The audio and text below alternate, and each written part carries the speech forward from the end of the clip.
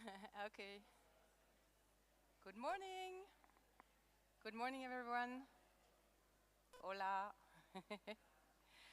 Okay, so welcome to this third and last panel discussion at the Open Science Fair 2023. Very well, welcome to all of you in this beautiful place. I don't know if you have looked at the ceiling, but this is just incredible. You have arts and sciences just above our heads, so it's really nice. Before we get into the details, I know there is a pressing demand of all of you, Wi-Fi. So the Wi-Fi is Ateneo Invitados, and the password is easy. It's like all low letters, not capital. It's Ateneo 21. So Ateneo Invitados, Ateneo 21. Okay? So now that the most pressing things have been done, let's get into this session. My name is Vincent Gaillard. I work at EUA, the European University Association, and it's my pleasure to moderate this session on emerging publishing models. I have to start by saying that actually I prefer, or I tend to use the words scholarly communication instead of publishing, but this is something that will lead us to the discussion, so I will stop here now. And then before we get to the opening statements of our panelists, I would like just to say a few words in terms of getting back to, okay, what are we talking about here? If we say academic publishing, there are some functions of academic publishing that you will all agree with, I suppose. So according to the German Science and Humanities Council in a report published in 2022, obviously the overarching function of academic publishing is, well, the dissemination of knowledge, obviously, and the facilitation of the scholarly discourse.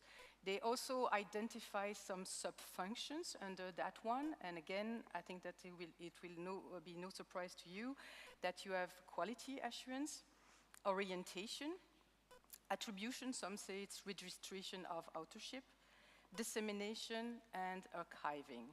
So these are the main functions. Now, this is about the functions, but I think that today we will be discussing a lot about principles, core principles, characteristics, features, requirements for emerging publishing models. And recently in 2021, the International Science Council, in yet another report, had a resolution on the 8 principles for reform of scientific publishing and working together to achieve this reform. So I think that it's really good to get to those principles. It will be short. 1, there should be universal open access to the record of science, both for authors and readers, with no bias to participation, in particular, those based on ability to pay, institutional privilege, language, or geography. 2, scientific publications should carry open licenses that permit reuse and text and data mining. 3, rigorous, timely, and ongoing peer review must continue to play a key role in creating and maintaining the public record of science. 4, the data and observations on which a published truth claim is based should be concurrently accessible to scrutiny and supported by necessary metadata.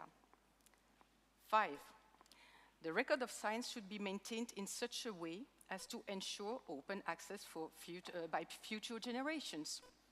This is completely in line with the topic of the entire conference here. 6, publication traditions and the bibliodiversity of different disciplines and regions should be respected, whilst recognizing the need for communication and interoperability in the shared enterprise of knowledge. 7, publication systems should be so designed to continually adapt to new opportunities for beneficial change rather than embedding inflexible systems that inhibit change. And last but not least, 8, again, I think we will be discussing this, governance of the processes of dissemination of scientific knowledge should be accountable to the scientific community. So we will be discussing the notion of emerging publishing models in this session from different but complementary angles, yet maybe not the most expected ones, at least in the opening statements. The functions and principles that I just mentioned will be addressed by our panelists and also hopefully with you, the audience.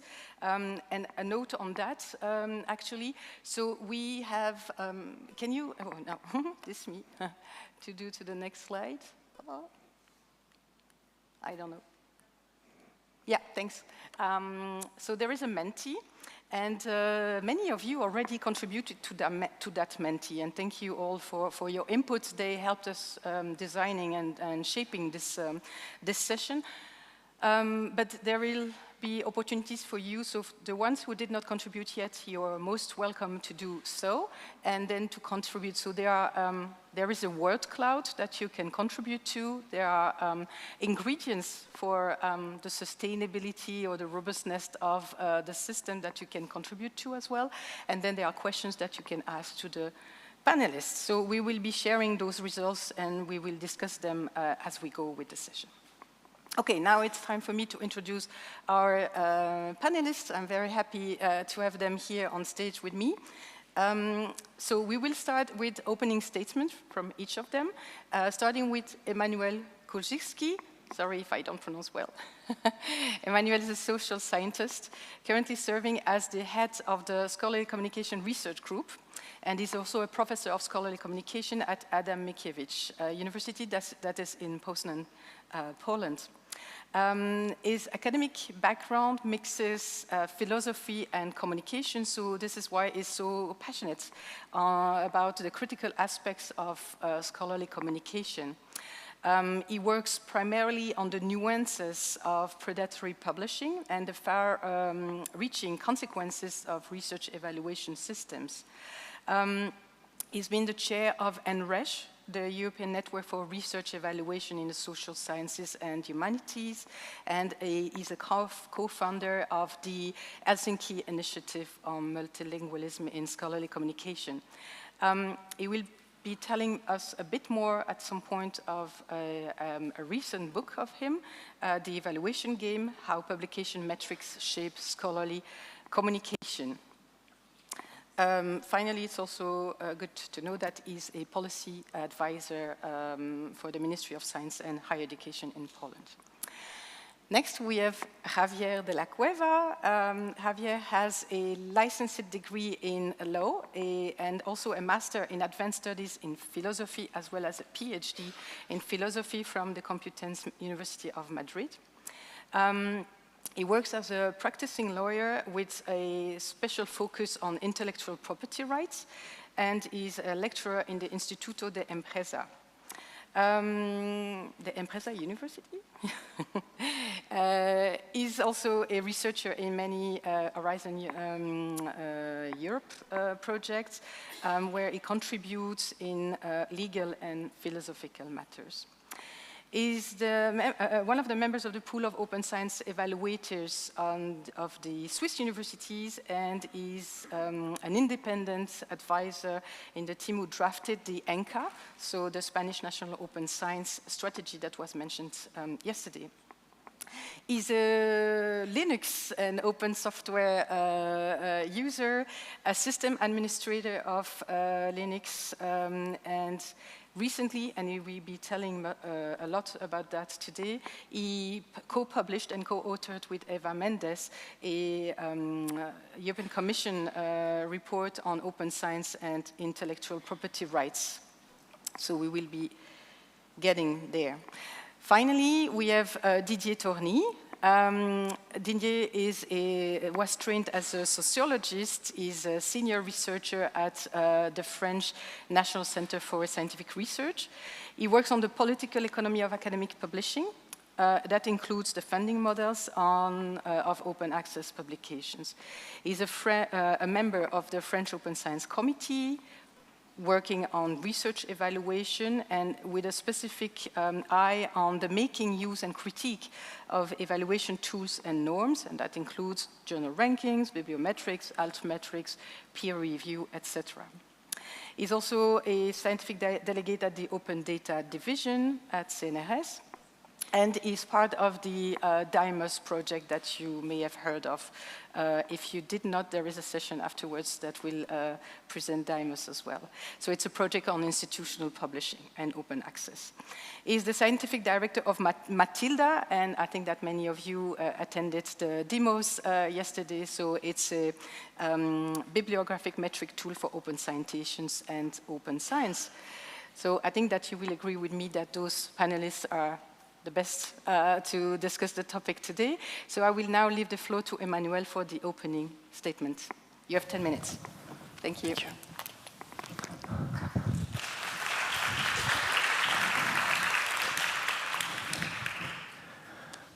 Good morning, everyone. Hello. You saw a part of the story from the middle backwards, and now I will present you the whole story and make a story about emerging publishing models, but from a geopolitical perspective, and I will focus on the so-called predatory publishing. And this phenomenon has been linked with open science because open access has often been accused of being a key reason for the emergence of those predatory publishing and predatory journals. And those predatory journals makes a parallel landscape in the scientific publishing market, causing that semi-peripheral and peripheral countries and institutions become invisible. And journals that are accused of being predatory are most often identified as English journals, publishing in English, but in non-English speaking countries and written by non-natives. Therefore, I will show you how we can better discuss this phenomenon, how we better investigate the actual problems. And firstly, I do believe we need to change the wording. We need to change the terms by which we address the issue. After a decade of investigating the predatory publishing, I believe that the term is no more often useful or valid. I will introduce you the term mislocated centers of scholarly communications.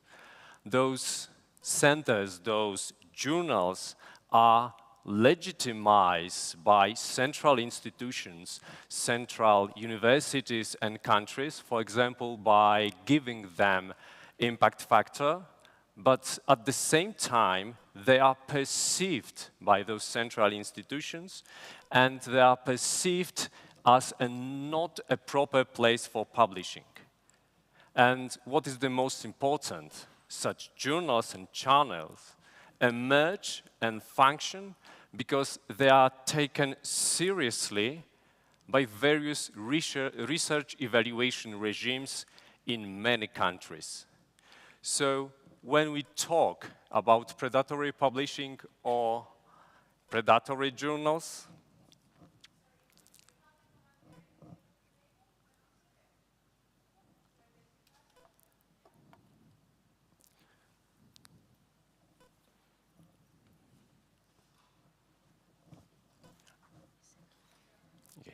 thank you. So as you see, not only predatory journals are complex, but also my presentation. And from my perspective, predatory publishing and predatory journals are labels.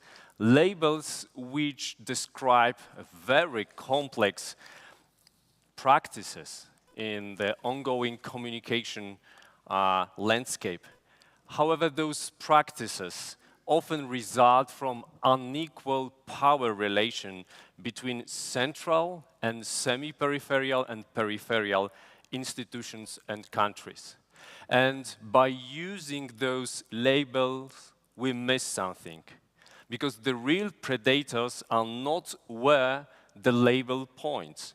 They are the aggressive publishers, oligopolies with the aggressive business models which actually exploit scientists.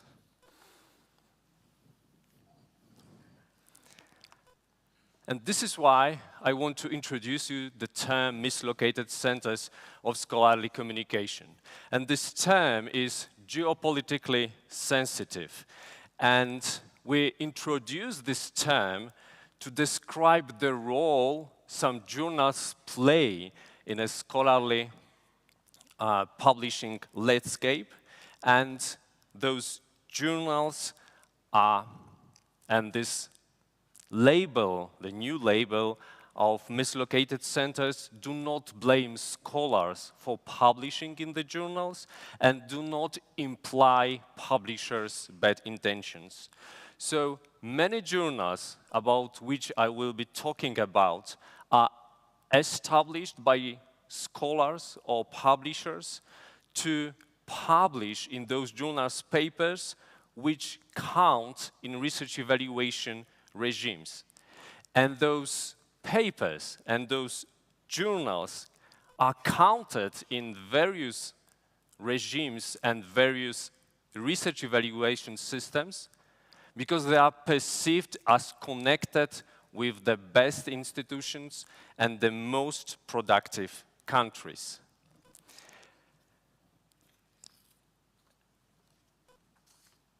We can say that some journal play a role of mislocated center if it meets two criteria.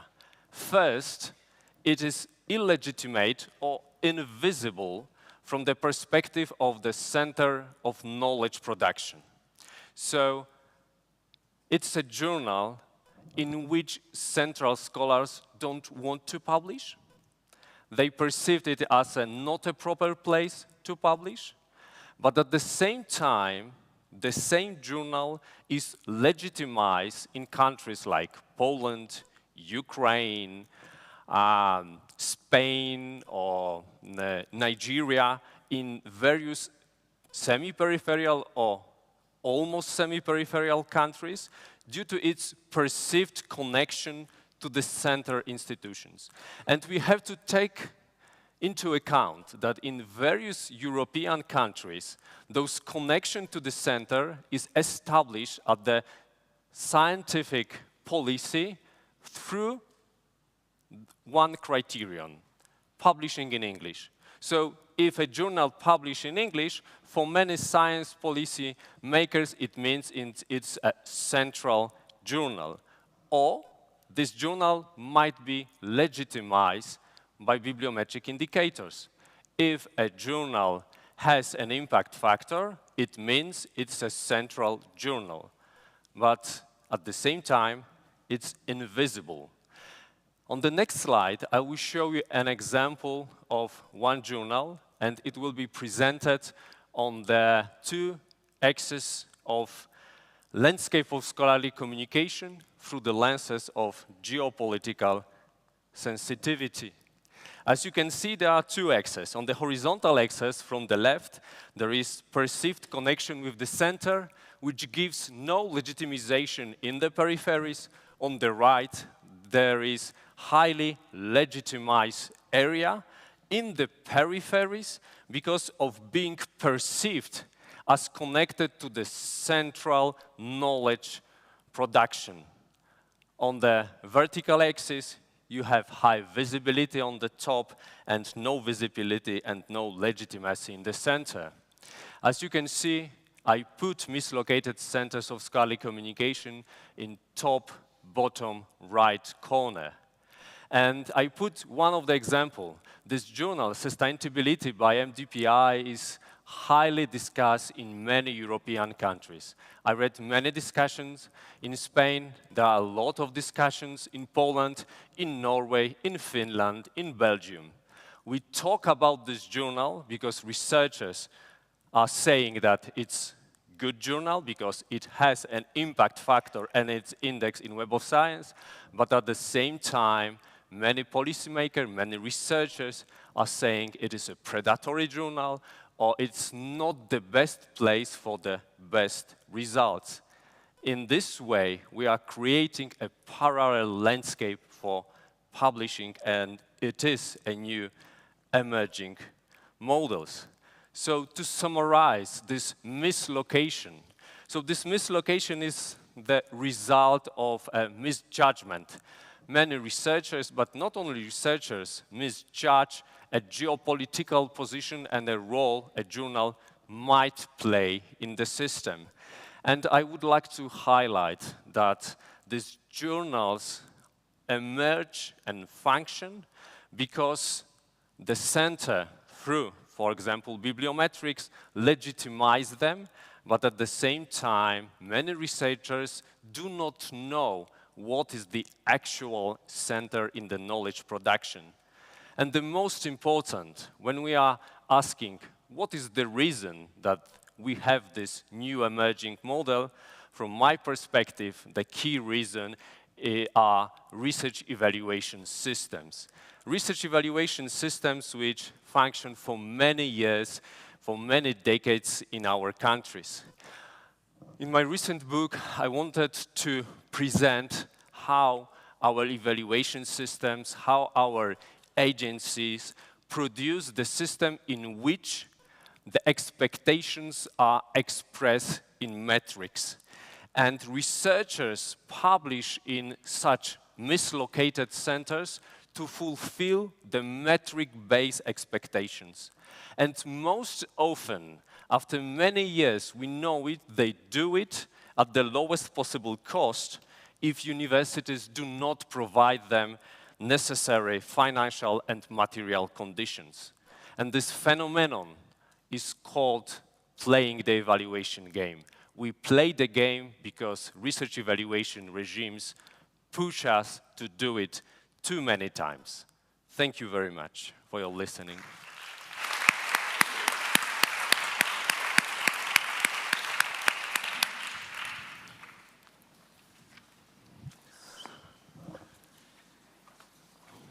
So, good morning, and thank you very much for the invitation, especially to the FECYT Spain, which I was proud to work with for 2 years, 2 long years, I think it was, and it was a really, really pleasant adventure. Okay. Today I'm going to speak about something that we spoke a lot in this FECYT story. And the first thing that I have to say is that when we speak about knowledge, we speak about a commons. We're not speaking about something that we should make business with, okay? So the last sentence, the Roman law concept was the res extra commercium.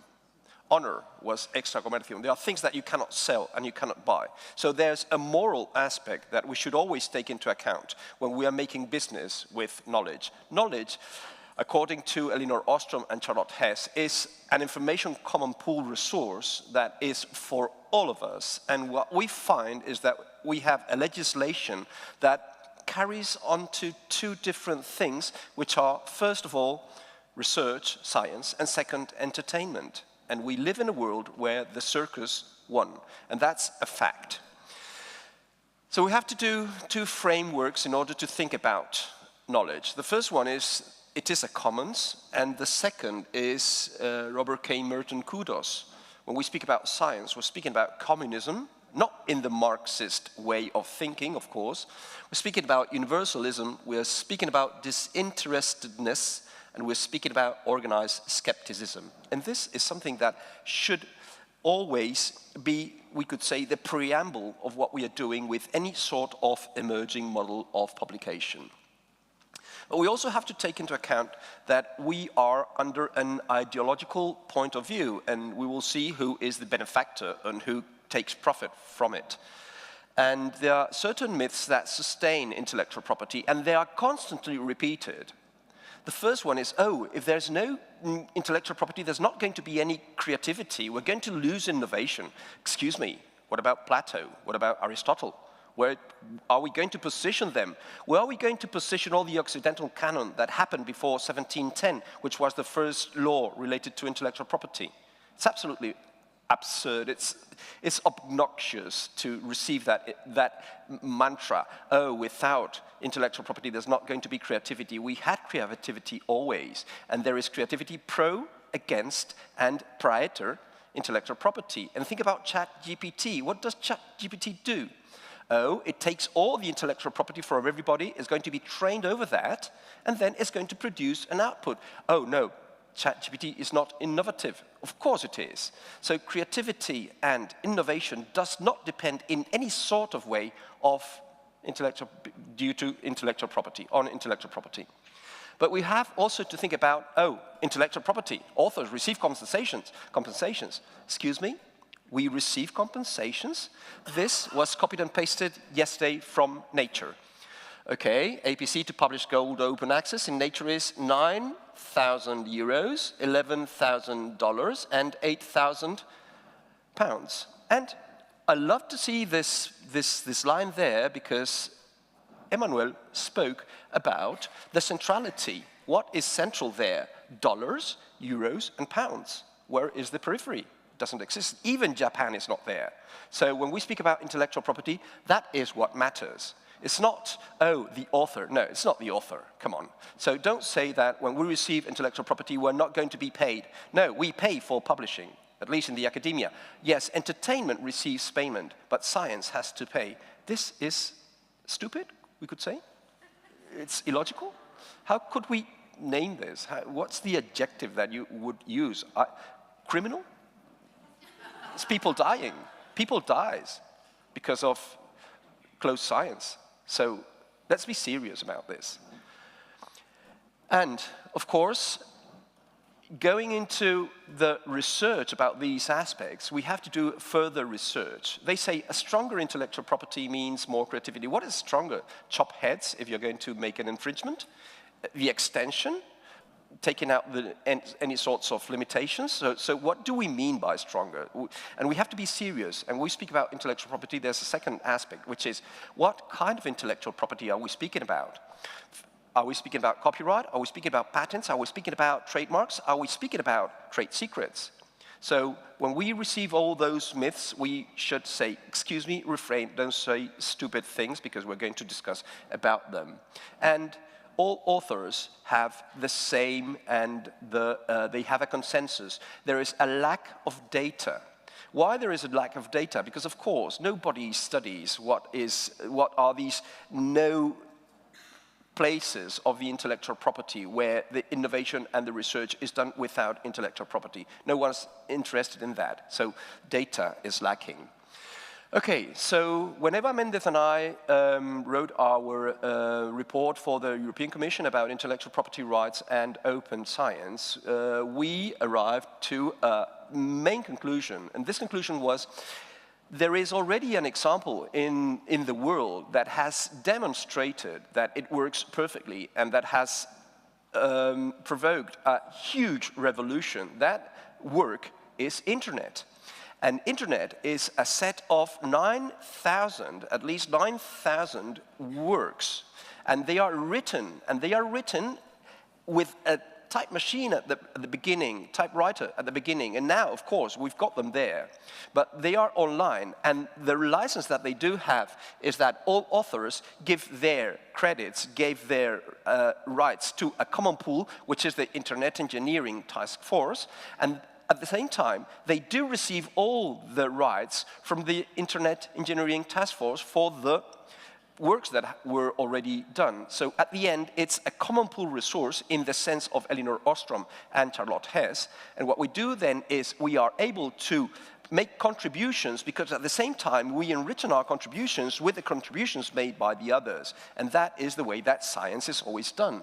So there is a central point that holds the rights and guarantees their openness, and that is what we need. Because all the problems that we always face in European Union projects is, well, we have to be very careful about the contributions of every one of the partners, because the partners of the consortium, they come here with some data and then they produce some outputs, and then in these deliverables, what we do have is, well, who's the right holder of this and that and those? No, let's do it easier. Let's make an easy thing. A central office from the European Union, and all public projects, all projects made with public money, they have to give their rights to that central point. And at the same time, they receive all the rights from the others who had participated in European projects. This is already invented, and it's called Internet. Why don't we do it? Why don't we try it? Instead of always doing this kind of memorandums and these problems that we face when we finish every European project.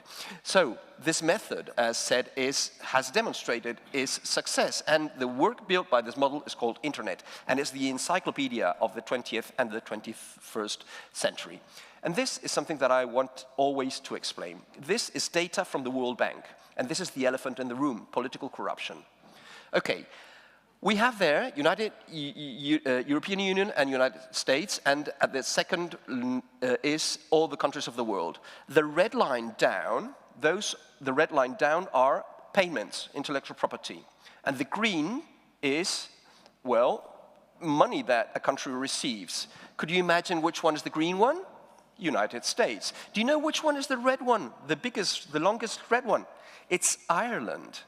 Oh.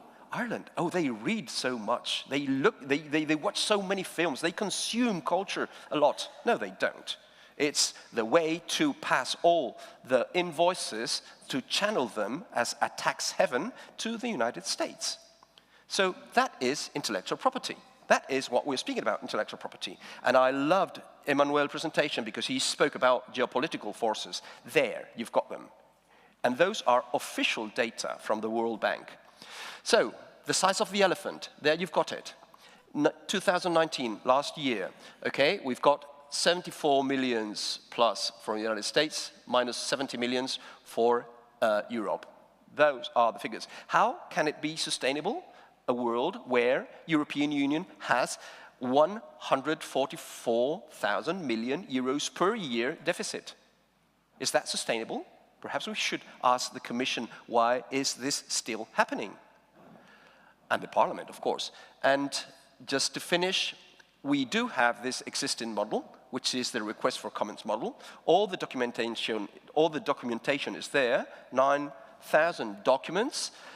You've got a centralized organization, it's open revision and free licenses. So this is something that we have already. Should we try to look at it in a deeper way? And some not so good questions for intellectual property lawyers specialized in intellectual property, which is, why do you never mention Internet as an IPR, the most successful work in the story, and you only mention commercial works? Because if you do not have infrastructure, you will never have commercial works. So perhaps the question is that one. Thank you very much.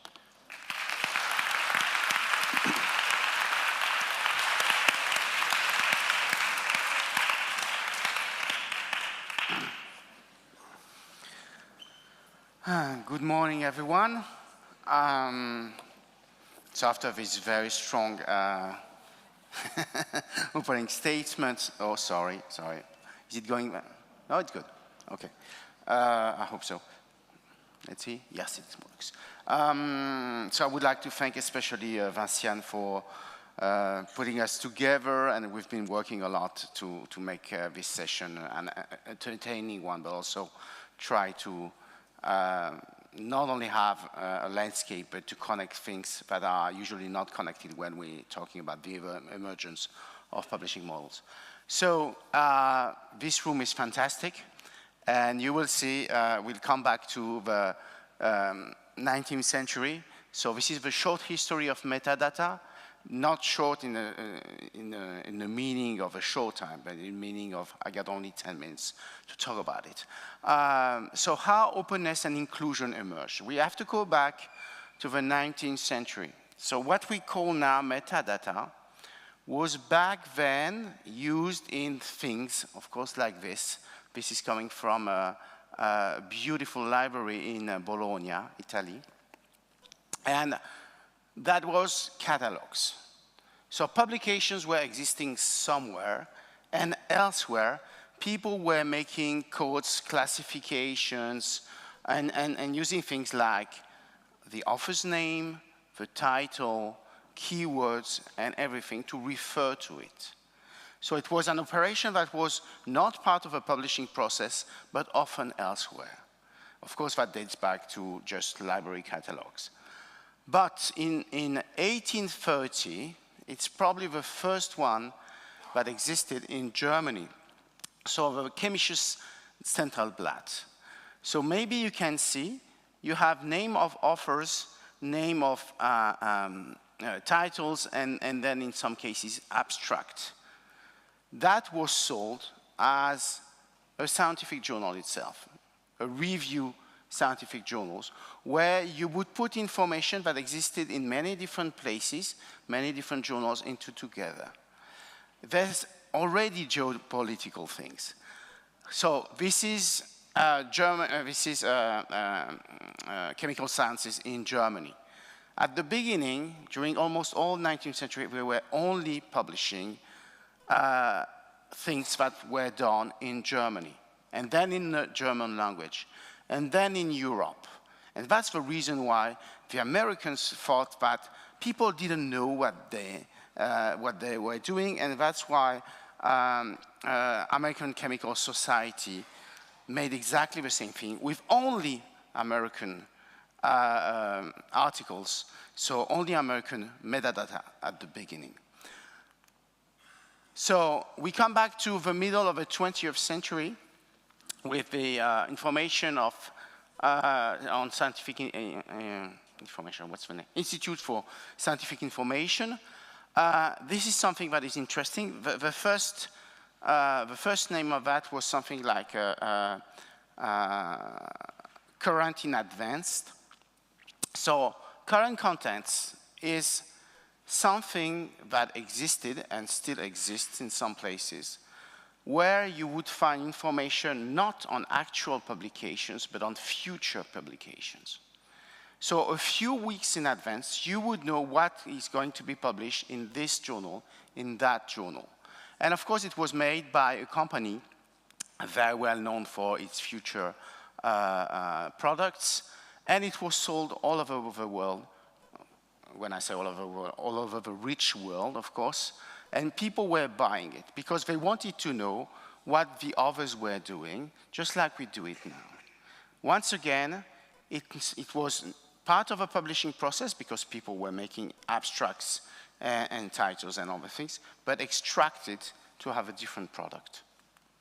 Of course, ISI has done a very, very different thing, a very different project, which is the Science Citation Index. If you want to know all about it, you go back to Paul Wutter's PhD.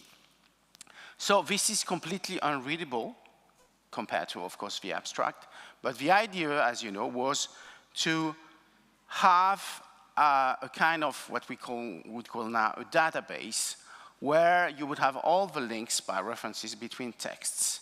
So it costed a lot of money, a lot of public money. It was not successful at all at the beginning, and it costed a lot because you had women working behind the lines in order to make all these cards and all these things put together. At the beginning, it was not successful. Then, especially after 1975, where you had a new book called the Journal Citation Reports, in which you had some measurement, one of them being the journal impact factor. If we go to the 1990s, this is probably the apex of the worst monopoly. This is a time where, okay, of course it was electronic already, but they go on the web, and so they got the sole database of what is important. What is important, they call it, back in the 60s, core science. So many things were excluded, not only from the South, but even from English-speaking countries, and not talking about Europe, it was mostly US-based. So they have shared algorithms. Everybody can use your algorithm, but nobody else has the database. And of course, they get these proprietary tools, like the journal impact factor. You can't publish it elsewhere. So metadata was confiscated to make all these machines by a private company, which was very successful because it had a monopoly. That is until the turn of the century.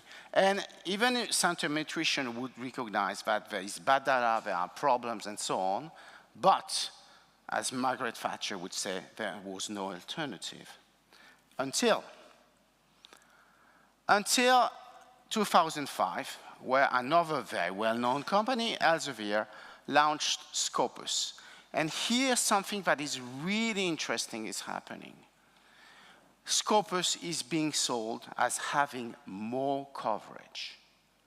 So suddenly, this idea of including things that are in the periphery comes valuable, while before, the idea of having core science was seen as the important part. Of course, it was also linked to the question of technical limitations of computers and people and so on. So that's one thing that is interesting. All the sabermetrics literature begins with, what are the differences of coverage, what are the consequences on results, on citations, and all that stuff. This literature starts in 2005, and you can see them for 5 years talking about coverage. But there's also another thing that is happening, that is Google Scholar. So here again, the question of coverage is important, even if you don't have the underlying database, so it's even larger. But Google Scholar had an effect that was completely unexpected, which is, I think, an historical event. This is that. At the same time Google Scholar happened, Jorge Hirsch made this proposal of the H index. And suddenly, the idea that you could have a measurement on a person became very popular outside of the world of sabermetricians, which are really against this whole idea. So it became popular because you had these results through Google Scholar, you had the H index, and you got this program made by an Australian management scientist, publish or perish. So everybody could at home calculate their own metrics. So that meant suddenly that the idea of coverage was even more important, because the more coverage you have, the better would be your H index. Okay, that's one thing. And two, then people started to wonder about what is this data, on what, no, there's bad data here, it has to be corrected and so on. So the question of openness was raised from outside of the world of these metrics and the world of libraries to become really something important. And of course, it was even reinforced in 2011 when Google made these profiles in which everybody can have, I would say, open data, which is not really open data, but at least open results. Then we come to our times. Open citation started in 2010 on this question of intellectual property. Why is metadata not available to anyone? So they started really, slowly, a couple of guys I really love. And then they were joined by people into the initiative for open citations 4 years later. And there was pressure put on publishers to say, you have to liberate that, okay? Why is this proprietary? There's no reason why. And especially through Crossref, what happened, as you know, is 10 years later, Crossref is by default open. And if publisher want it to make not open, they have to do certain things and so on. So suddenly, you have much more coverage because Crossref is, I don't know how many, like 20,000 publishers or whatever, all over the world in many different languages. Still, there are some barriers, technical things, and you have to buy DOIs, which doesn't cost a lot for rich people, but can for other ones. So this is really important in the sense that coverage was there and openness was there, so metadata had become the commons. And that's why we've been able to do Matilda, not only as a tool, but that means the results are available and reusable by everyone, and you can expose them, rather than just saying, I bought this tool, and there's nothing I can tell you about it, and I can't show you the data, because it's not open. But more than that, now that the coverage has become the main criteria, There's no limit to coverage. In Crossref, you have, that's my last slide, Vincent. The coverage has gone even further with the introduction of retraction database, like last week. But you have data elsewhere. You have data on data site, which is much cheaper and used also by, let's say, peripheral actors. But you got also databases that nobody had interest in before, just like this one, which is the Japanese database.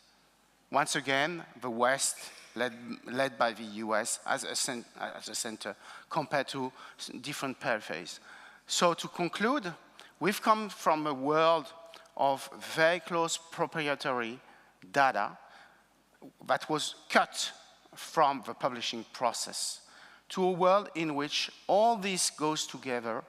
And now the next question is, when are the research evaluation systems going to use that instead of these closed, very problematic databases? Thank you.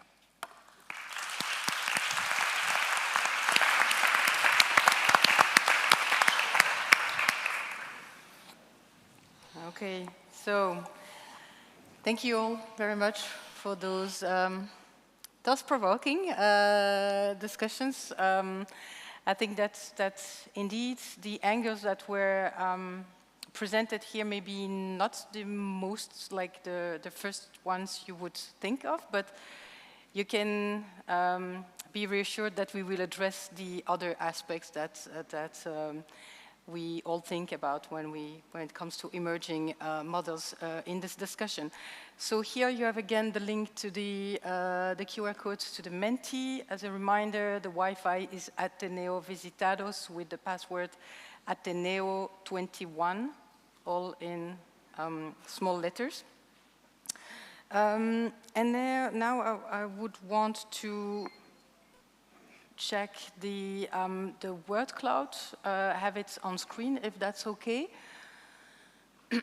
before we enter the discussion. So this is a word cloud that was already, that started already almost like 1 week ago.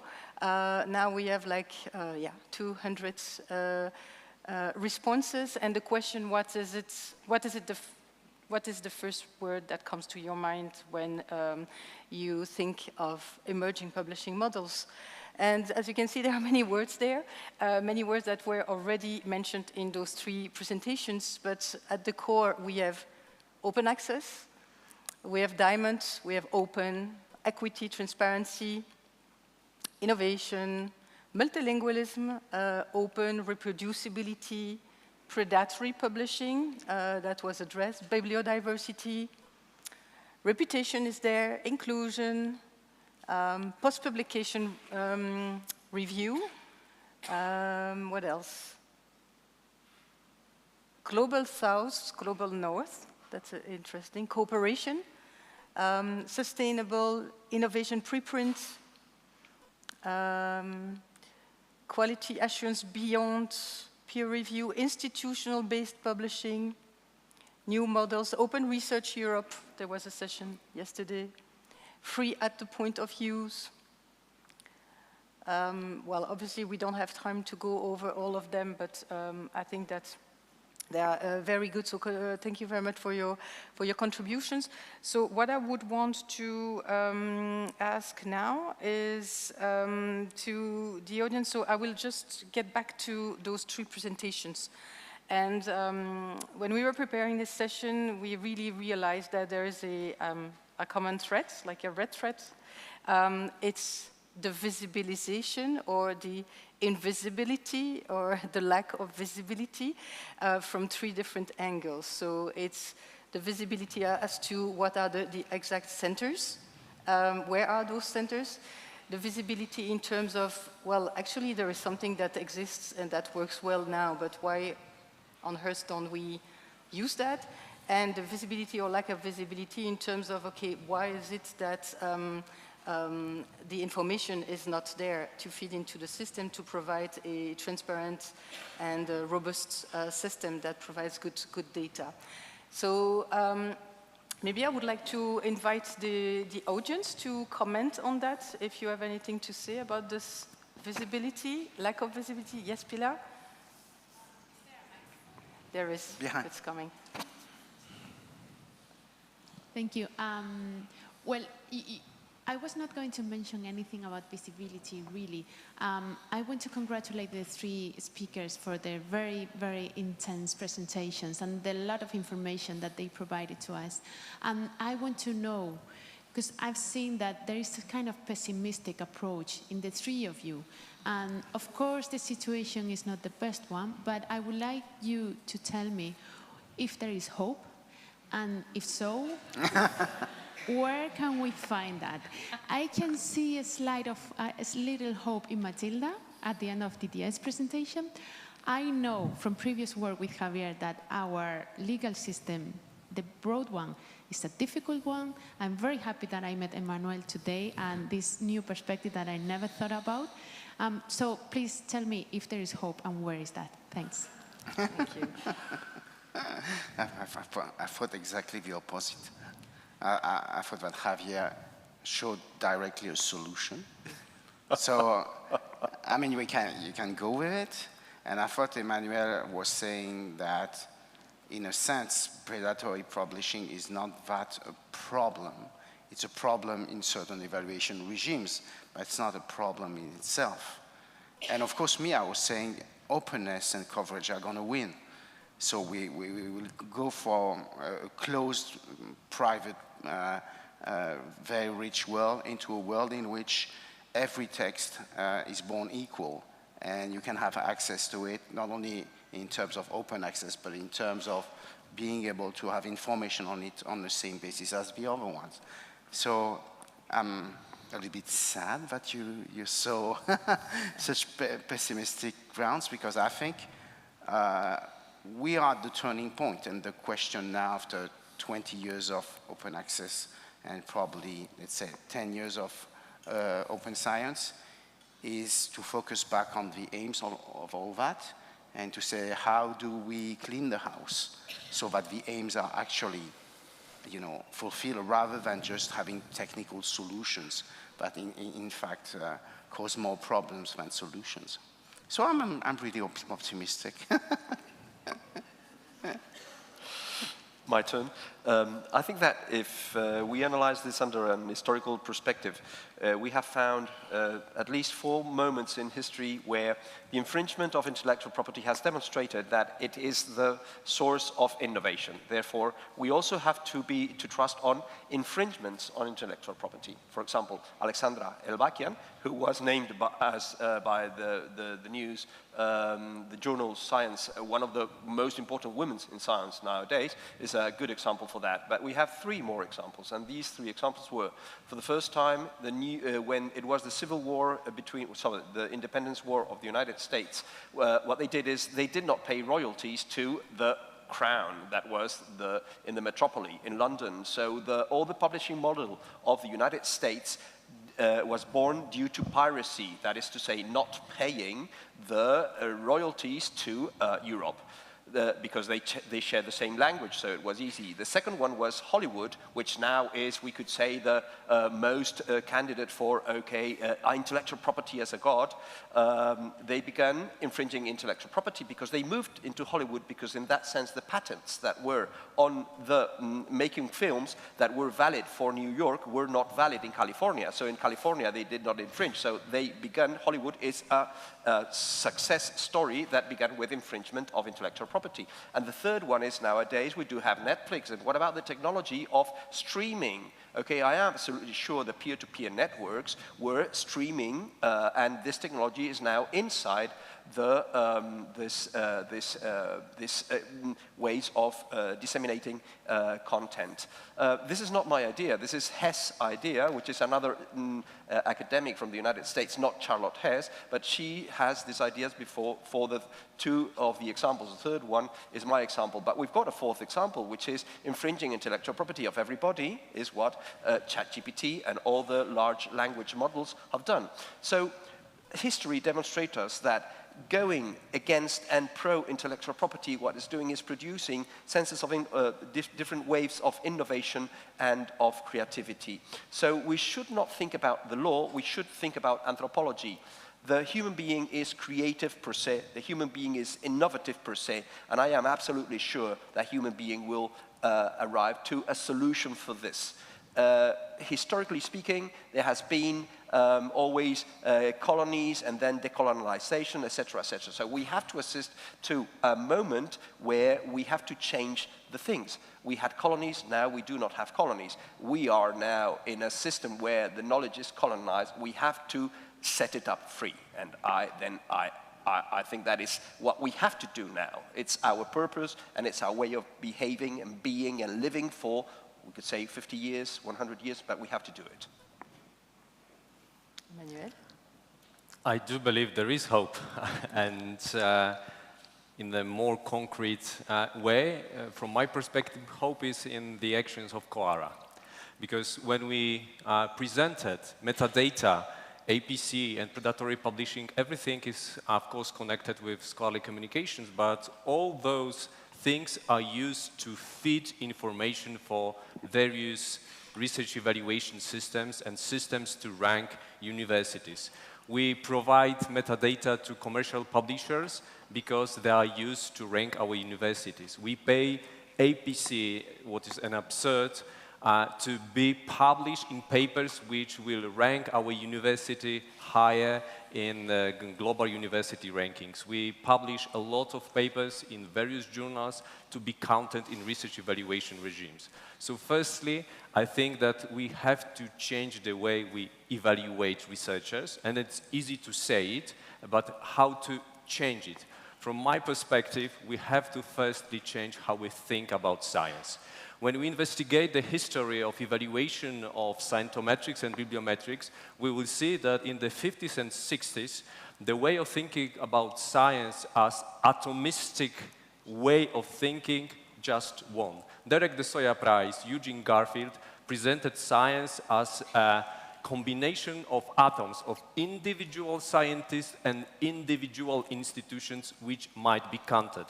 But frankly speaking, it was not the only way of thinking about science. Science is like ecosystem, it's like a biological organism.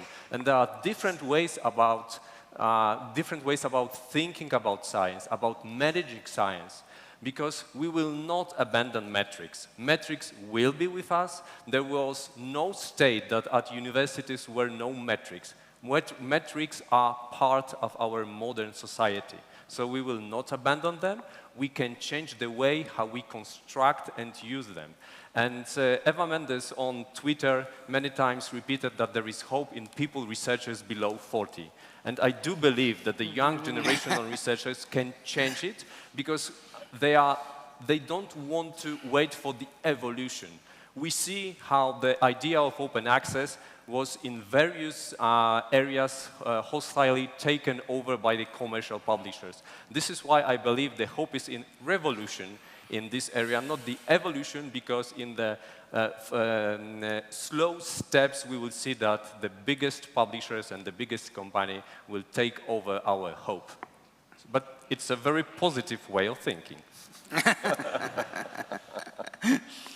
Great. So actually, unless there is another comment or question, yes, Reme? It's coming.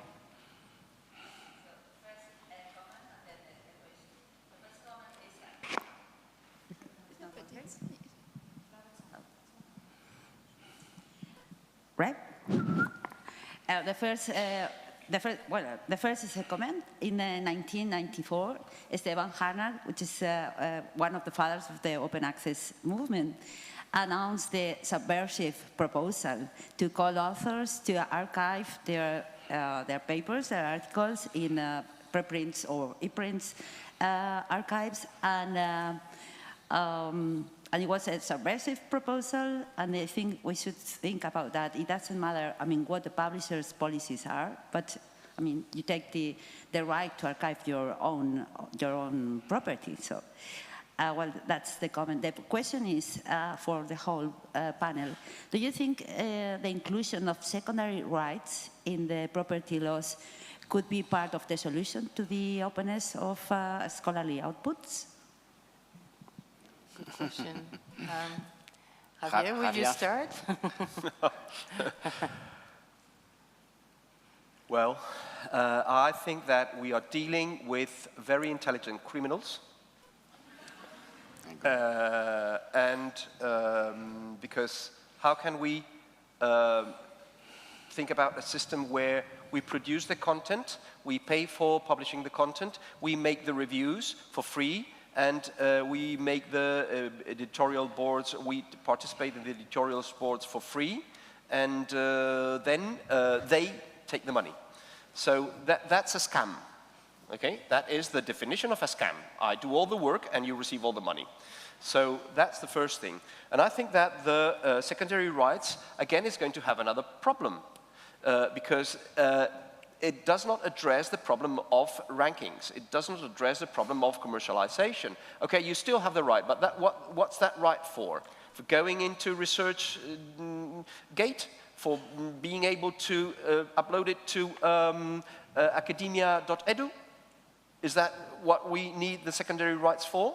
Or what we do need is to jump over or forget a system that is absolutely depredatory. What it's doing is taking all your efforts, remedios, and it's going, just making you to pay for it, and it's going to consider your evaluation due to the places where you have published, and you have to pay for those publications. That is not open science, and that includes also a huge problem between young and old generations in science. How are young generations going to pay for the publications if they are not inside a department in any university? So what are we doing? We're forgetting about citizen science, because citizen science does not have the resources that some academies do have. And of course, then we will enter into another scam, which is the ranking of universities, Shanghai Index, etc., etc. So in the world, when the marketers of the attention entered, we lost credibility and we lost absolutely seriousness. So what we do have to think is not about only tiny little detail, which is the secondary rights, but we have to think, are we going to make dissemination of science through a machine that is owned by Elon Musk? Sorry, that guy is, are we serious? Making dissemination, European Commission making tweets? Come on, we should rethink that. Second, are we using LinkedIn with all the appropriation of privacy in order to show our censors, our academics? We use Facebook, no longer people uses Facebook, but people are using now TikTok, again, privacy concerns. So what we have to think is, all the communicative problems that we do have is the platforms that we are using. We need independent platforms, and those should be public, and those should be owned by European Union. I shouldn't rely on Elon Musk in order to have the success of this conference in the public sphere. Okay, and especially if tomorrow he decides what tweets are going to go out and which are not, we lose the archive. Are we stupid, or what are we doing? So the problem is not secondary rights only. That's only a patch that we're doing. It's we have to rethink the whole ecosystem of communication. LinkedIn, Twitter, Facebook, Mastodon, their journals, etc., etc. We cannot go any longer doing science under all those people doing business around us. Thank you. Okay, I see yet another question.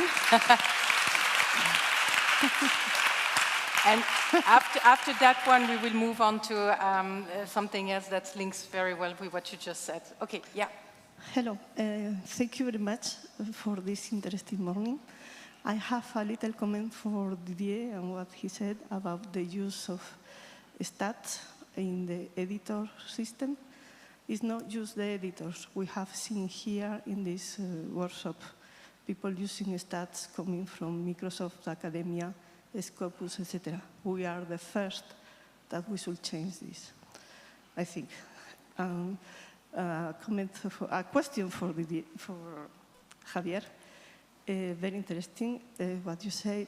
It's a question about request for comments. I understand well why this system worked very well at the initial era of internet. But now I think we are not in the same situation. So I have a lot of questions about this proposition. And one of them is, who is going to comment work done by a woman proposing some scientific work in Africa. The comments will be with the best teachers or best professors who will comment work from an unknown person. And I have another point for Emmanuel. There is a lot of hope in young people, but young people is already close in a system that doesn't work. So I think that is our work to work for them, not wait for them to do the work. We should prepare the changes for them. Thank you very much. Thank you for your comment. So I try to make a short answer. Yeah, it's interesting that you consider metadata as a source of figures rather than a source of discovering texts that have been written by someone else, which shows where we are, exactly. So Chemisches Zentralblatt was not counting things.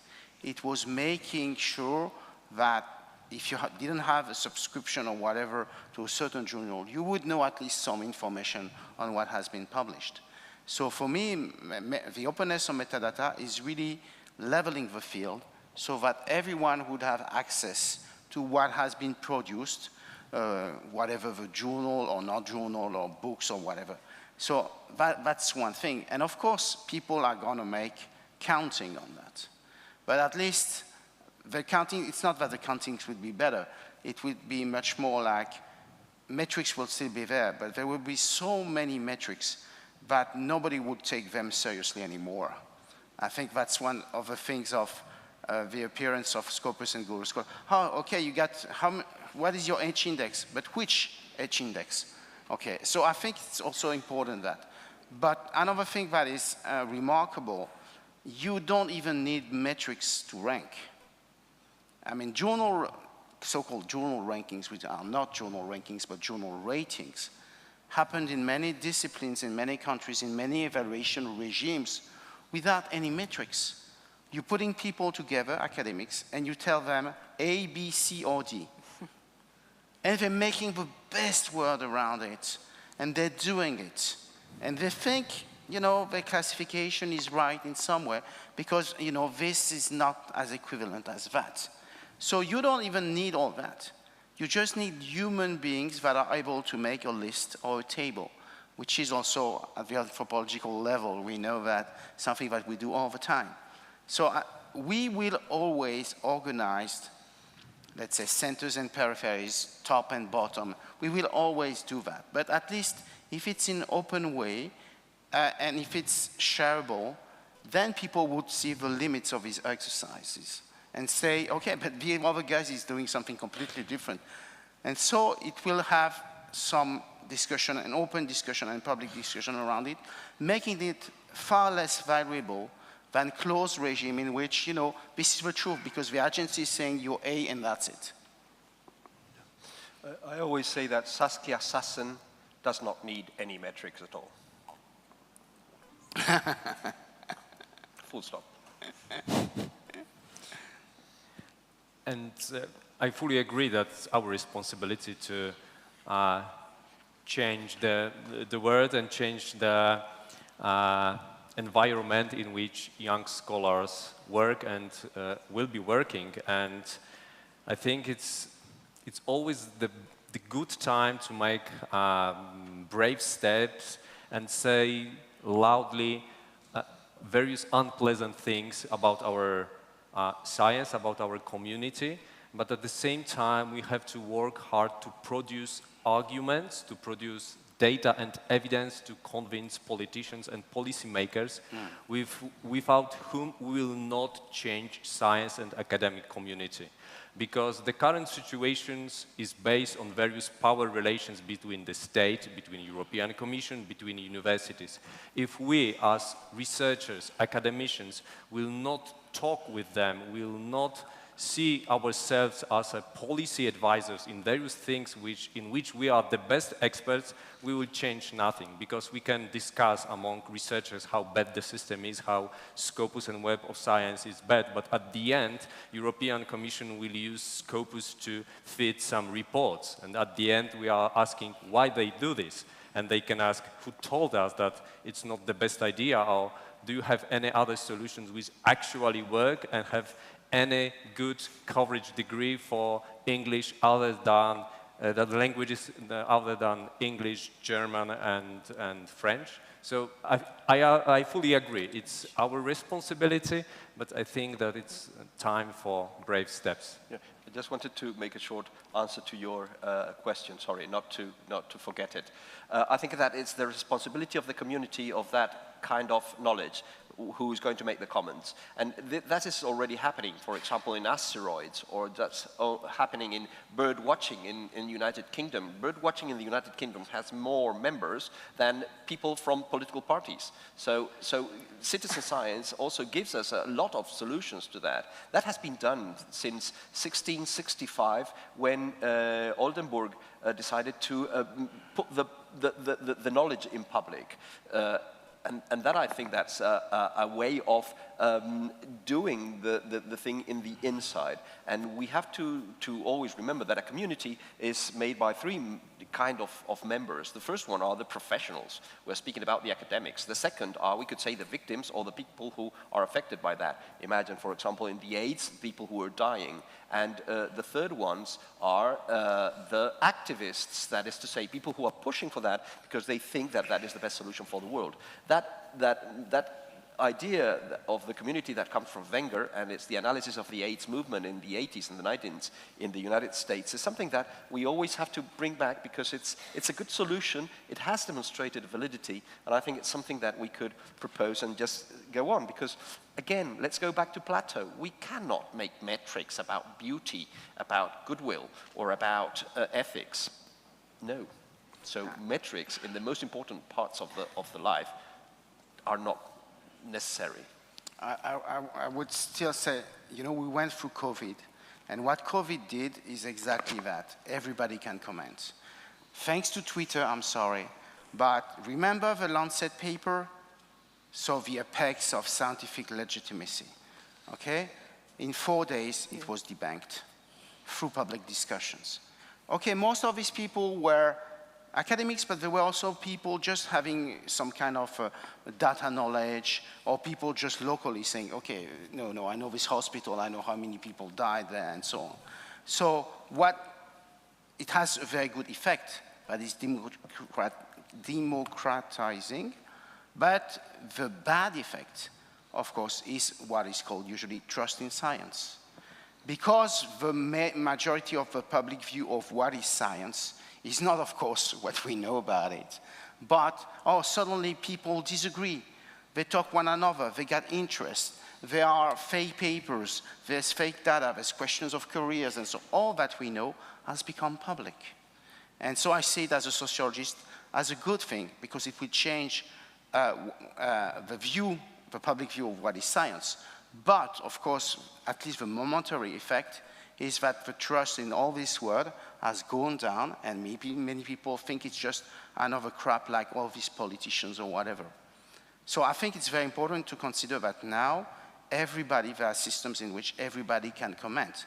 Maybe they're not that red, but at least when the stakes are important, depending on local scenes and so on, it can have very, very, very powerful effects. Just a tiny detail, just a tiny remark due to that Twitter aspect. We had Messenger, then we had MySpace, then we had Facebook, then we had Twitter, now we have Instagram, and the threads that Zuckerberg is trying to implement, etc., etc. So, yes, we do need a way of communicating.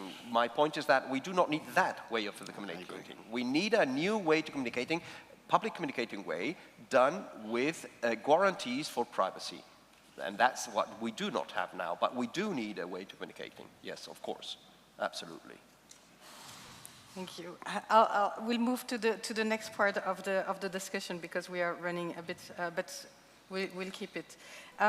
So actually, this all is a good introduction to the next part, let's say, of the discussion on the ingredients for an attractive and sustainable knowledge communication ecosystem. So, thank you all again for having contributed to that on on the Menti. So we won't show everything because it's like quite long. But I think that from the audience, there were really good inputs that I think I clustered in some core principles. So again, it goes back to the principles from the International Science Council. There are also key requirements, we could say, and needs, definitely needs for support. So quickly, the core principles. And so this is really kind of a synthesis of what is in the Menti. Common good, freedom, honesty, trust, responsible practices, reproducibility, research ethics and integrity, ownership of the publication process, scientific community endorsement, community governance services, collaboration, inclusivity, equality, fairness, diversity, multilingualism, disciplinary diversity, bibliodiversity in general, holistic view of the scientific workflow, sustainable development, and then we go to, of course, the other elephant in the room. No, because we won't share that. The other elephant in the room, which is like the funding. So it should be, the system should be affordable, equitable, sustainable in terms of funding, with cost efficiency, proportionated fees, fair price, so these were the terms. Reusable, rewarded, goes back to the reform of research assessment. So someone wrote that the main flip will come after we will recognize these publications as well as high impact alternatives. Decentralization, so the system should not be too centralized. So this is interesting for you maybe to comment on. And of course, the institutional responsibility, which is something that is in one of the questions in the Menti. So these are, let's say, like the main core principles. Yeah, maybe we'll stop here first. Comments, maybe this one on the centralization or the decentralization. Okay, yes. We have to think that we speak about internet, but in reality it is called the internets. Okay, so the world is internets, so it is decentralized. What is not centralized or decentralized is knowledge. Okay, knowledge is a commons, so therefore it is centralized in the sense that there's only one. One in the sense that when we speak about any scientific discipline, there's, we could say, a core that we all are using at the same time. So that, if that is called centralization, then I will accept centralization. The thing is that where are we going to publish the data and where are we going to publish the papers related to science due to public money in European projects? Well, there is no problem to be centralized. We can have a single central point of centralization, but that only means that the publishing model is going to be centralized as it is with internet. And that will produce the internets because everybody can make their internet. China has done their internet. So, and now they are analyzing that Chile wanted to do an internet in the 70s. So we do not say from that centralization that that's a bad point. It's not a bad point to have a public place from the European Union where everybody is giving their rights and receiving their rights, because it's how internet was done. The problem would be if that would mean exclusivity, and that is not going to mean exclusivity, and that would be the point of failure, exclusivity. That's what we do have the point of failure nowadays, is the exclusivity of the rights, and that is what doesn't mean centralization. So we do not have to make those terms synonyms. Centralization shouldn't be bad under an architecture of information point of view, but what we should avoid is the exclusivity of the knowledge. Thank you. Maybe, Emmanuel, on those core principles that were taken from the Menti, so there was something you touched upon already. It's the multilingualism. You also addressed, well, the evaluation game. But there is also something about the system being taken back by the community. Do you want to comment on that one? Yes, and I refer to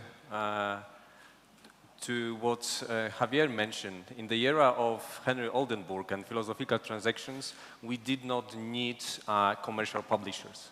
After many decades, we gave away publishing to commercial publishers, and actually it was well-functioning relationship for many times. But now we have mega publishers, and they treat research mostly as a way for increasing profits. And actually, I think that the only way to change this is to reclaim communication channels and owning them by academic community to make them public again. And only in this way we will be able to have fully open access publications in all fields, because those mega publishers actually demolish the idea of open science, and sometimes it's unpleasant to say, but maybe you have seen the discussion on Twitter about the sponsor of the conference. And actually, someone who read Karl Marx's Capital knows that it's a classical way of helping capital's enemy to support them, but at the same way to control them.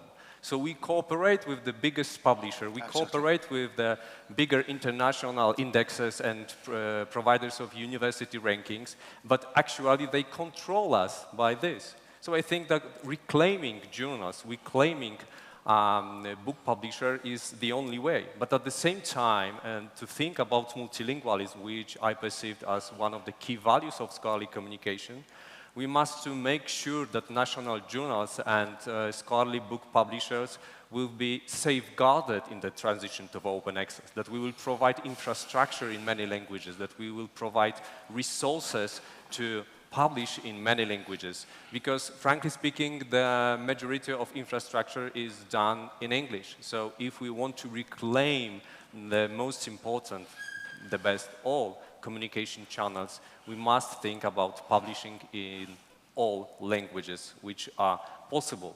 And I think it's one of the prerequisites to change those power relations which I mentioned, which are important for changing the research evaluation systems. Because if we will have, as a community and as a public audience control over the communication channels, we can count something, we can say that this is important and this is not. Let's look at the situation in Latin America. Ana Maria, during her keynote, mentioned that there is no problem of predatory publishing because everything is published almost in open access. There are lots of diamond open access journals. So why Latin Index, Cielo or Redalic are not important in global university rankings? They are not important because they are not controlled by mega publishers. And without changing this relation, we will change nothing. We can talk about small things and we will count citations only on the basis of Web of Science, and researchers will provide us publications in Nature and pay $10,000. Because if we pay peanuts, we have monkeys. So, and that leads to something that was also one of the core principles, is institutional responsibility. I think it's a good entry point for you, Didier, on Diamond, open access, the Diamond project, and the fact that one way in a new way of thinking would be to kind of repurpose, reallocate the money and to invest in infrastructures at institutional level, community-driven. Can you tell us more about that? Yes, and I think Latin America, of course, is our guideline because they've done all this long before, and once again, they've been mostly invisibilized. As you know, this is not the global history of the North, so nobody cares about that. Not mentioning even derogatory comments on their publication system. And I think that's one of the ways we have this cooperation with these big companies is fueling them directly with money. It's not only cooperation in the sense that we use their things, it's also that we give them money all the time. And you can go to the Diamus session after that, but I will give you a very small result. If you ask Diamond institutional publishers, which are mostly Diamond in Europe, what are your main funders? That is, where does the money come from? Not talking about in-kind support. They all mention national, regional, or local funders. There's no, even the European Commission is a little bit mentioned, but really a little bit.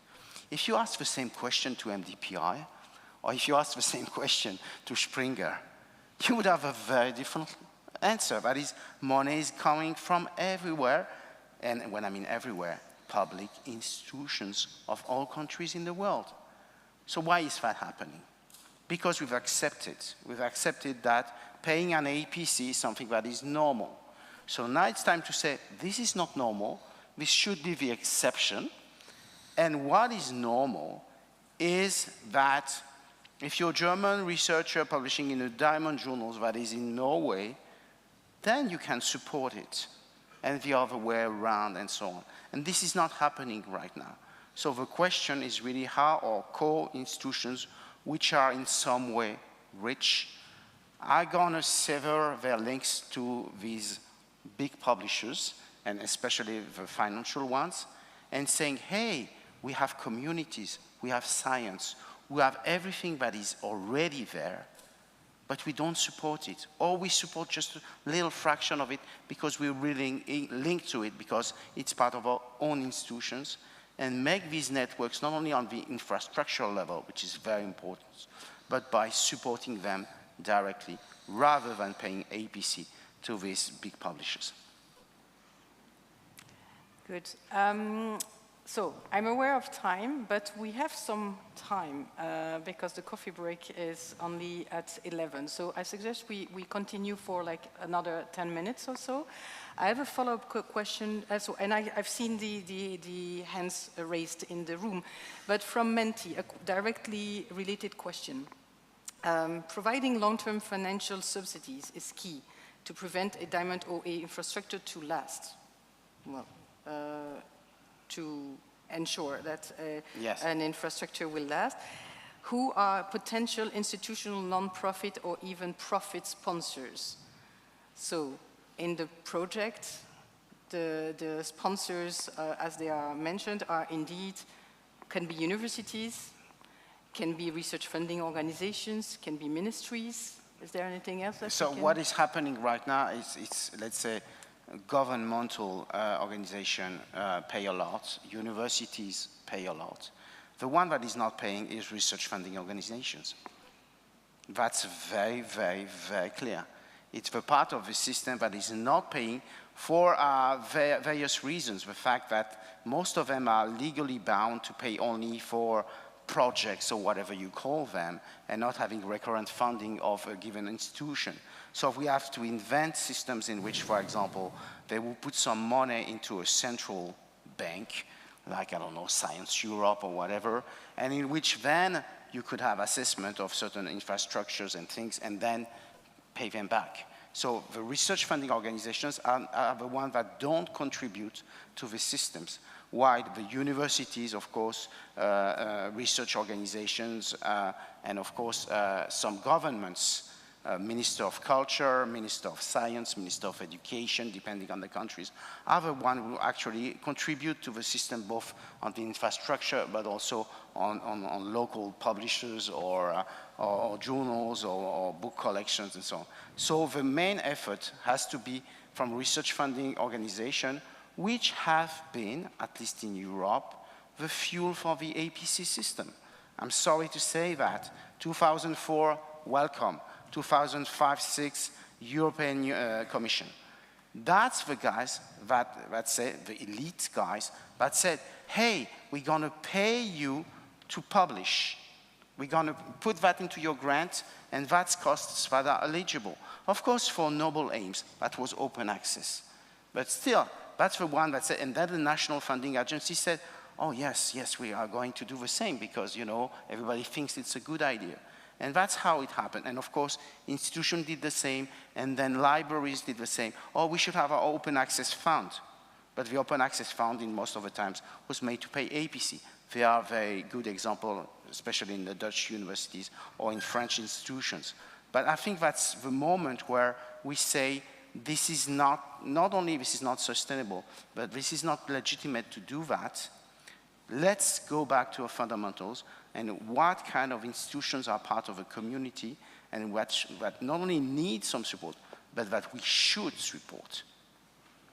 Thank you. There was a question here in the front, like that was. You will get a mic in a second, Janice.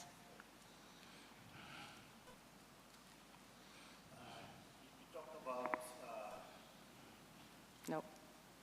No, it's-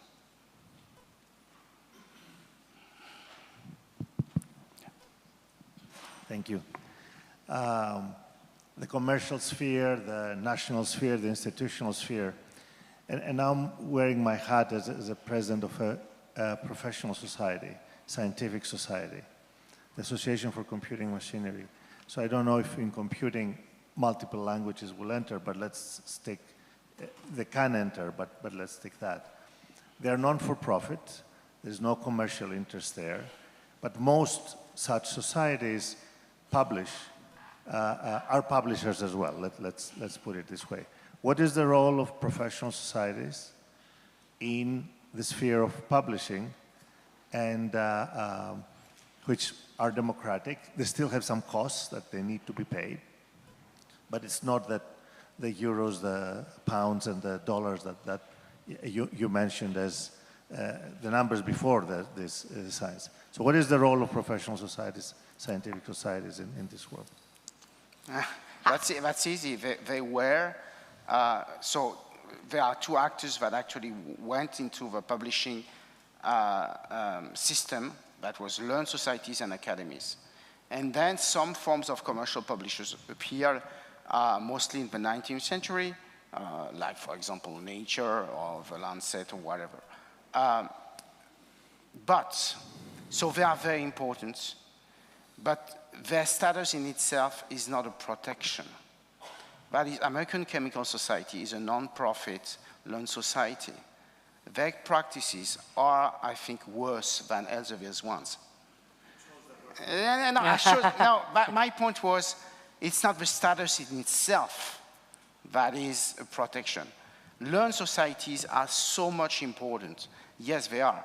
But if they behave like commercial publishers, like, for example, wanted the exclusivity of the content. ACS, for example, was against open citations for a very long time. I'm not talking about I3E, which is even, it's a professional society, but at the same time, it's a commercial business.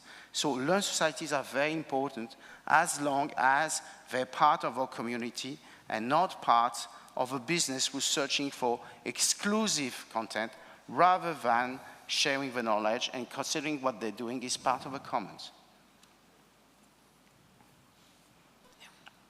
Can we take another question, or you want to? Yeah.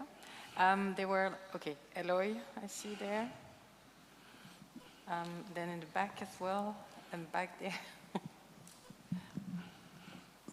Okay, it's working. Thank you. Thank you very much. It was a very interesting panel. I would subscribe to most of it. I just want to comment. I don't know if it is a misunderstanding or a difference of opinion with Javier about the centralization and decentralization. Because I think one thing, there is no problem with aggregation, with having a point where you can access to a corpus of knowledge, to all the knowledge, or to a specific corpus of knowledge that is aggregated from different sources.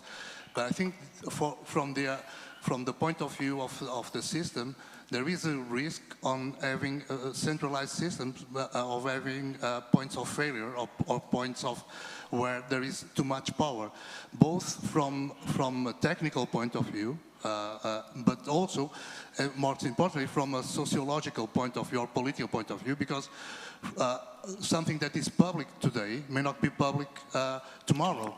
We see that in many countries, probably it will be completely unthinkable to have the water supply system being not a public good.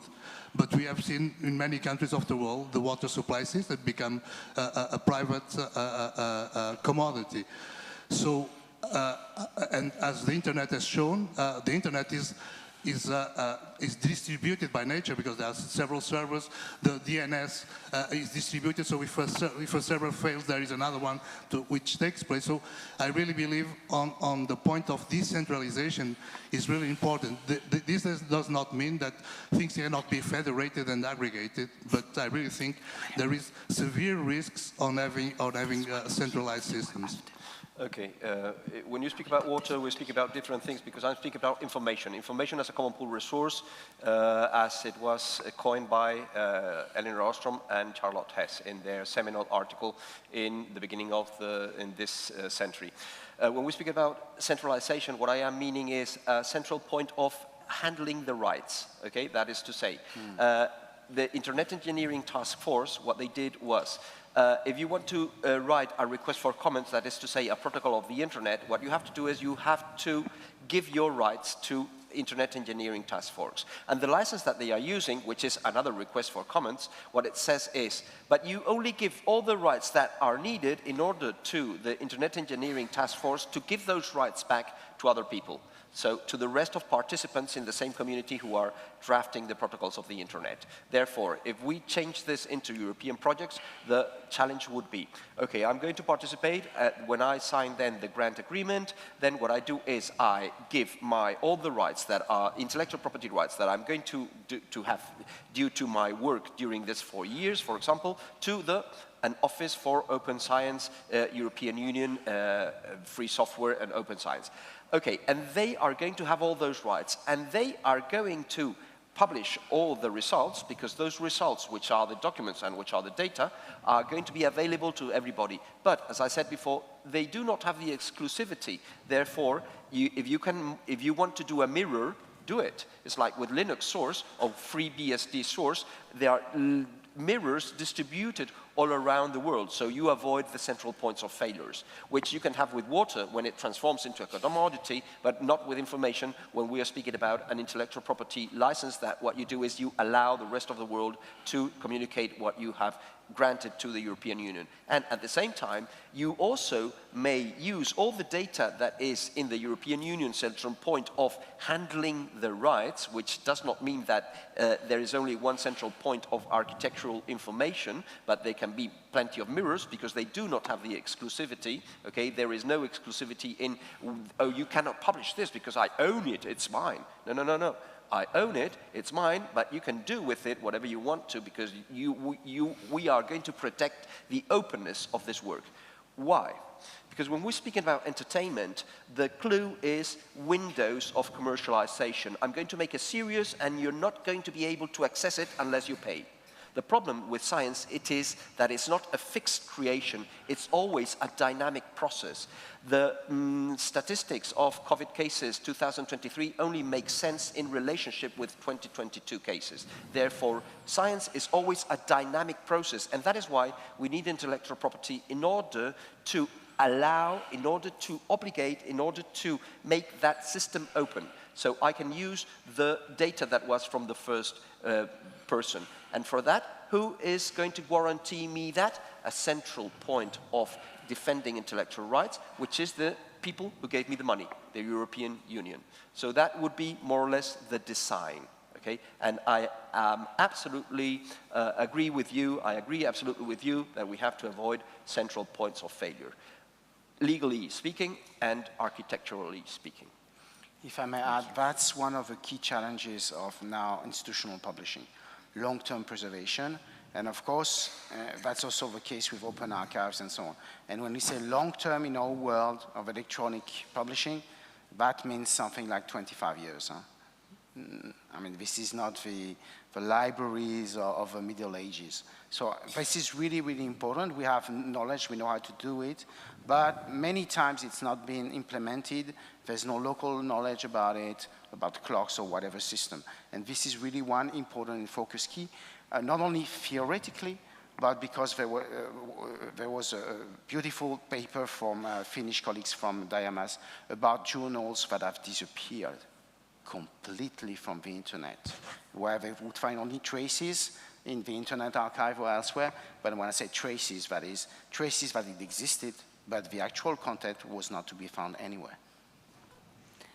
So we will have to wrap up. I see there were two hands raised at the end, so you will get, but now I would like to ask a question from the mentee to Emmanuel. Journals are considered proxies for quality due to their supposed selection.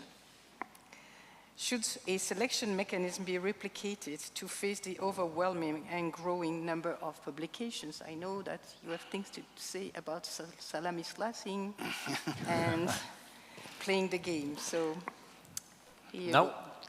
now we have a selection mechanism which are used, for example, as a filters in Web of Science and Scopus, and they emerge from the Bradford's law, according to which it's enough to index 1/3 of all journals in a discipline to have the most important papers.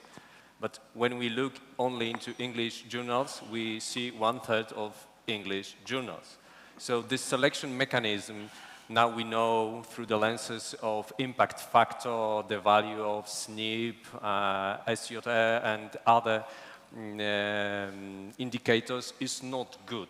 I would say that it's better to return to old good times, and Didier mentioned this German chemist journal, and it was selection mechanism done by learned societies and associations. So we need selection mechanisms because we do have information overload, but it should be done by our own community in, of course, more automatized way, but not by commercial publishers which use not so valid bibliometrics law. Thank you. If I may add, what is really important is to have review papers. There is no incentive for review papers, and they are so important and so much work. And you know, there's one publisher that has been specialized, which is Annual Reviews, which was one of the first promoters of the journal impact factor, because they were highly cited. A few papers, very cited. You want to know something about that, you go to the review paper. And the community is really not doing enough review papers. There are some domains, the Cochrane or whatever, institutions, and this is really, really important because there's almost no incentive to do them, and it's such a hard work to actually do a very good review paper. So one of the ways to reorganize is also being able collectively through learned societies, organizations, and so on, to build that state of knowledge. Back in the 19th century, that's my last sentence, books were paramount, and articles were seen as broken pieces of small evidence. You see nothing with that. It's like a little tile. And so we know that. We know that an article is not enough, and we say information overload. How do you diminish this information overload? By making reviews and by pushing scientists collectively to make reviews, which has happened, of course, through the COVID, but that should be done on every topic. Thank you. So they were like, okay, let's put this question there, and then we will have the second, and then we will wrap up.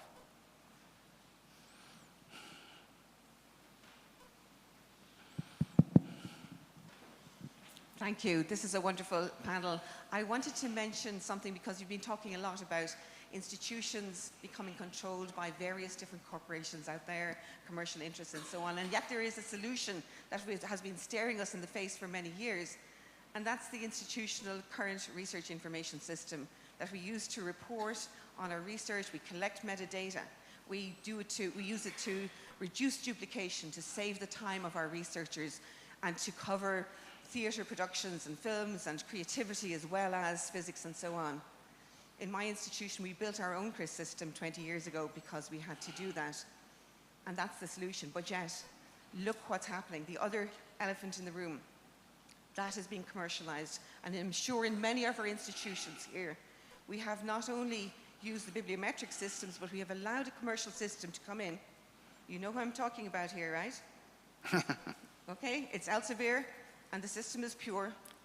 And we have invited them in, the fox into the hen house, to go and to have control of all of our research information, funding and publications and everything else, and we pay them to do that.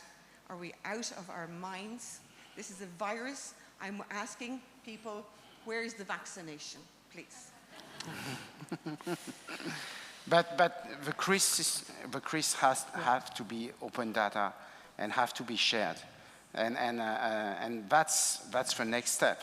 We should have a kind of infrastructure that share all the data of the CRIS system, making them compatible, in order, yes, to know what is, what are the scientists of the world doing, and another information system that should be shared, open, and put away from the purest capitalist system.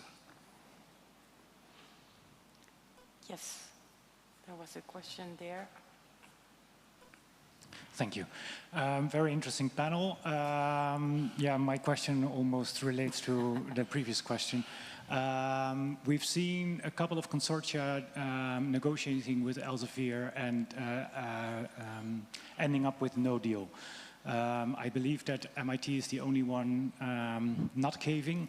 I believe I heard that the German consortium just reached a deal with Elsevier. The Dutch consortium is negotiating next year for the new contract. What kind of advice would you give the negotiators in the Netherlands? And if that is not a no deal, what is the in-between step? My advice would be very simple.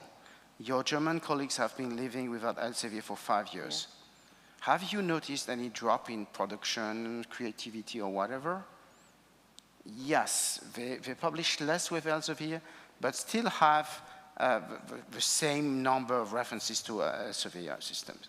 So my first would say, cut the ties and spend all this money on institutional publishing, diamond system, and infrastructure. Basically, that's what France did. But it's half of the money we spare by not signing with many institutions, with Springer, Wiley, and other stuff, not Elsevier for the moment, is being put into infrastructure and institutional publishing in France, but also elsewhere. There's one exception to what I said about national and local funding, but is French institutions are actually putting money into institutions that are not based in France or that are not publishing in French, like, for example, SciPost. So my advice would be that, cut for 1 year at least and say, what is happening for 1 year? And then you would have what? 25 million euros available. Can you imagine what we can do as a community with 25 million euros to build these alternative emerging publishing systems? Yeah. Well, the Germans just had their agreements signed. Somebody's not going to be very happy with your idea. Yes, but the Germans did it, and they were supposed to pay 100 million euro a year with all their thousands of contracts, and they've done it for 4 years. What is unfortunate is they didn't invest this money into the other publishing systems. We did, and with much less money, because we still have Elsevier. But I think that's the key point. What is in economics? What is the concept in economics when you're doing something different? I don't remember, but that's it. When you say, okay, either we have Elsevier or we have 25 million euros. What do you choose? So that could be a nice closing, but I will give you, all the three of you, the opportunity to give like one word to wrap up. So I'll start with Emmanuel, then Javier. I will repeat that we have to reshape the power relation between the state, commercial publishers, and the community. And one of the most important steps is to reclaim our own scholarly journals. Science is not the place to speak about that term, which is follow the money. Stop funding APC and big publishers and put it where it belongs to the community. I will add one. There is hope. So it's there, it's being built, it's emerging, and let's try to work on this all together. With this, I will close, but before I close officially, and I'll let you go to the coffee break, I just want to make a big thank and big applause to Atina Papadopoulou from Open Air for our support. Thank you all. Thank you.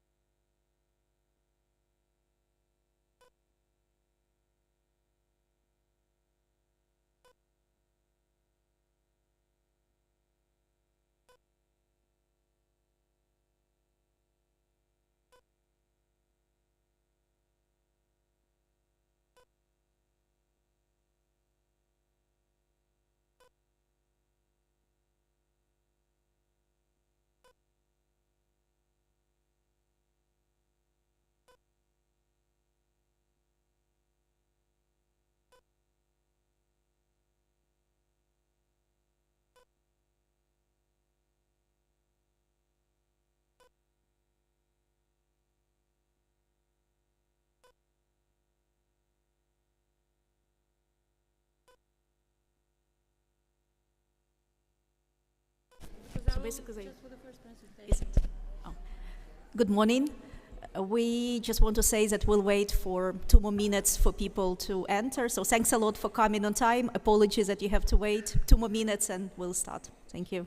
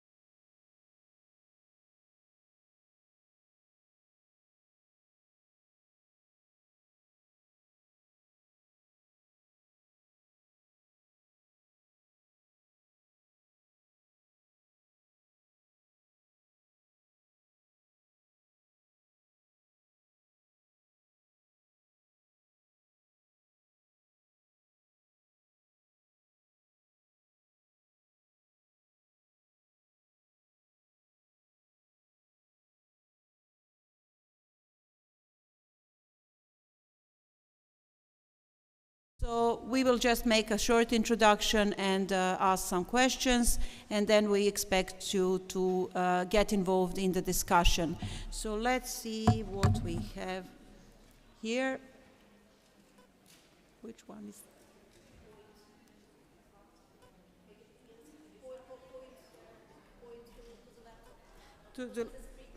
But the laptop is where? Okay. Okay, I should point here. So basically we will make this is the plan for today. We will make a brief introduction about the project so that you know what it is about. And then after that we will explain we will cover 4 topics. And these topics are listed here, and you will be asked about your opinion. You will have an opportunity to ask questions. Also, you will be asked to provide some recommendations. Our format, this is very important, this is a discussion. We prefer live discussion, so just raise your hand. We will let you say what you have, and please introduce yourself when you're doing this, so that we know who is making a point. You will also have an opportunity to make your comments in a tool that is very similar to Menti.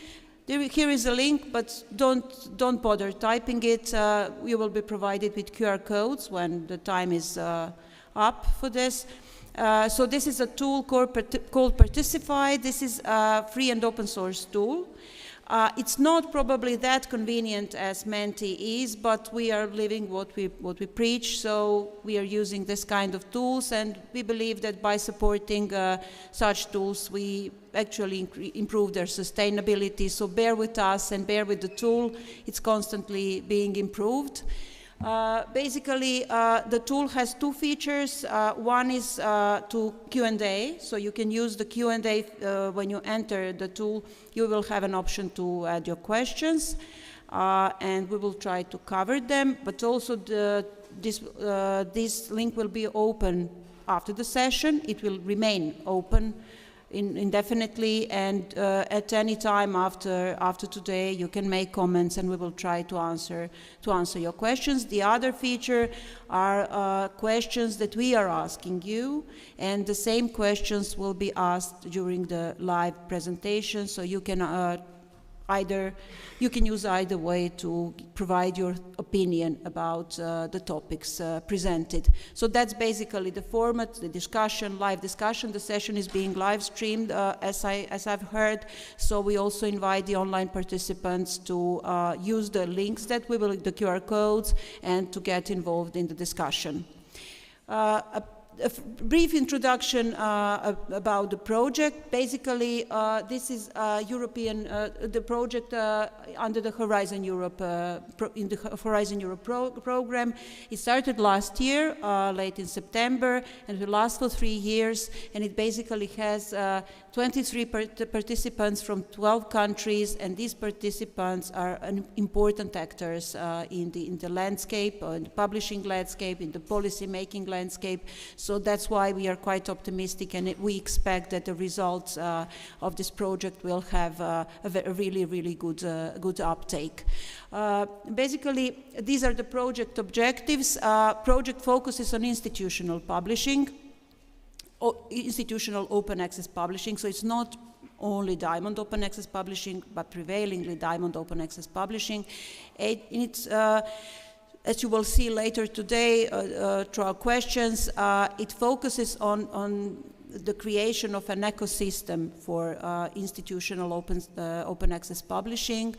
And it also focuses on the creation of the community, of tools, and the idea is basically to improve the quality of institutional open access publishing.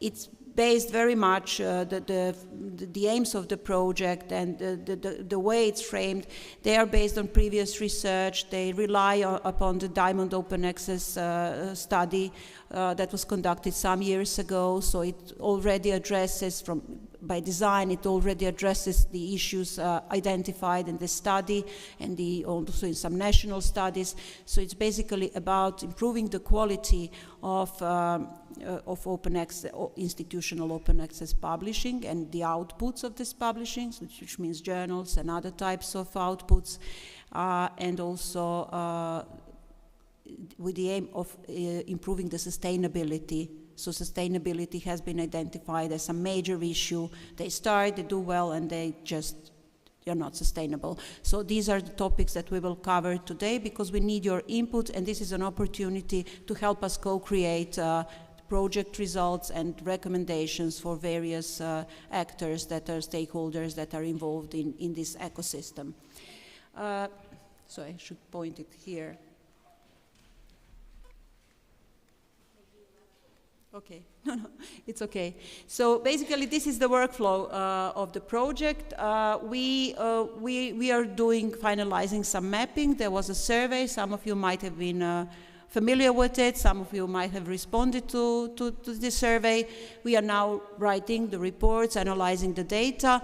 Today, we are in the second section, so improving coordination, quality, and sustainability of IPSPs, co-creation of best practices. So we are doing this today. We are co-creating, and then eventually there will be some results.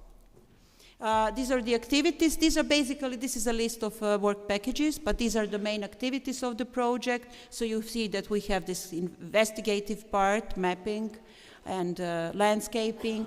Then we are setting some standards. This is the next topic for today. We are building the IPSP. IPSP is a term that we use to indicate both institutional publishers, those involved in publishing, and those providing services, service providers. So this has been a little bit of confusing term so far, but yeah, you can find a detailed explanation of the DIAMAS website. Also supporting the sustainability, this is one of the major topics today, recommendations, and we also have various dissemination activities. We have a website which is very informative, so you can find interesting stuff there. And also in the tool, when you access it in a second, you will find a list of links and our contacts. So you can contact us at any time, and you have all the links to the website and the materials there. So that's basically the introduction, and I'll go now. These are the results of the project. I'll skip this. So this is we'll discuss it in a minute, the extensible quality standards for institutional publishing. We like to call it EXIP. And recommendations for financial sustainability policy recommendations, capacity center, this will also be covered. And okay. And these are our topics repeated again. So let's switch to the first topic. This is the quality in institutional open access publishing. So far, we have created two documents, and I'll explain how we did it. So in order to define quality, what is quality in open access publishing, and especially what is quality in institutional open access publishing? In order to have an insight into that concept, we analyzed the existing quality standards. So we were quite inclusive, and we covered not only the inclusion criteria, which are probably the most popular among journals, not only the inclusion criteria for various indexing databases, but we also analyzed various scholarly communities' recommendations relating to publishing, and we also analyzed various national criteria for funding, for evaluation of journals. And we covered about 50-something documents, and you can get this, you have this list, the link, the QR code, but also in the presentation it's linked. I can't switch now to the website to show this, but you can do this. There is a report, and you have a link to the report in the tool, but there is also a kind of a checklist that summarizes best practices that are present in the current document. So the first link, this is the result of our analysis. We analyzed the existing stuff. The second link is a second step, and it's a step forward, because based on this analysis, we tried to create a kind of some quality standards, we won't say requirements, standards, recommendations, that would work in a kind of an ideal world if, for example, journals, publishers had unlimited resources, if they had unlimited expertise, if they didn't have any issues, what ideally they should have. And this is this EXIP, the quality standard. It's extensible, it's modular. I'll explain what it means.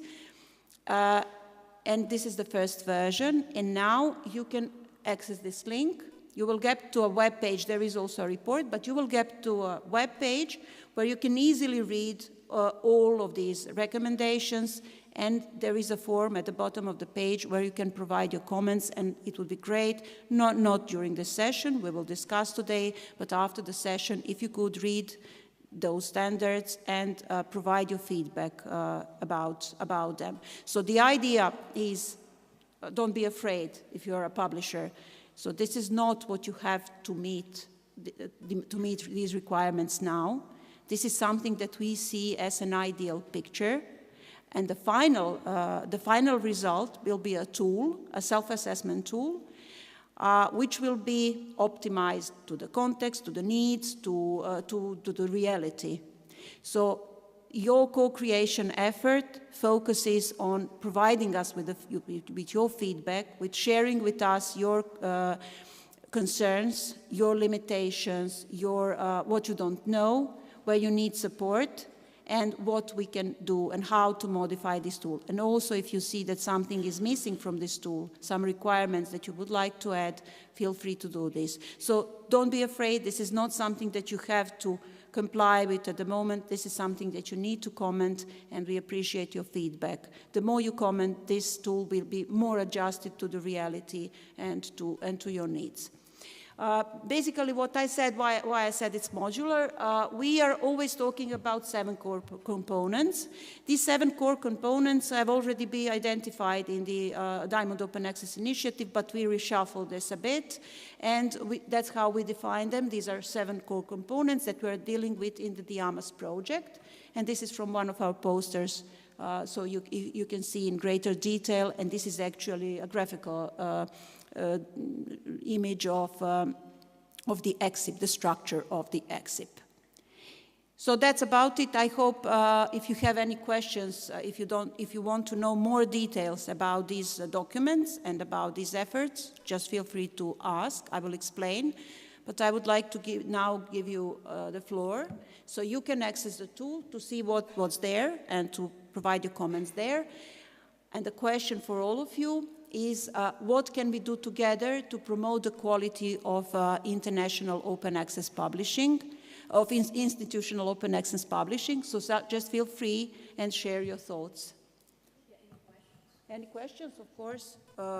And who has the mic in case we have? Okay, who has the mic in the audience? Do we have questions in the audience already? So feel free, if you don't understand anything related to these documents, you can ask, and also you can have a look at them, and also you can start responding to this question: what we can do together. You can share your concerns, what's difficult for you to meet about indexing pattern. That one?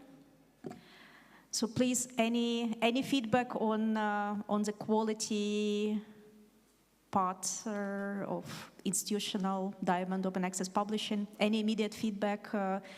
And we've been discussing that this tool is really a supplement, because we're here, so maybe it's better if we talk and not type, and you can type later.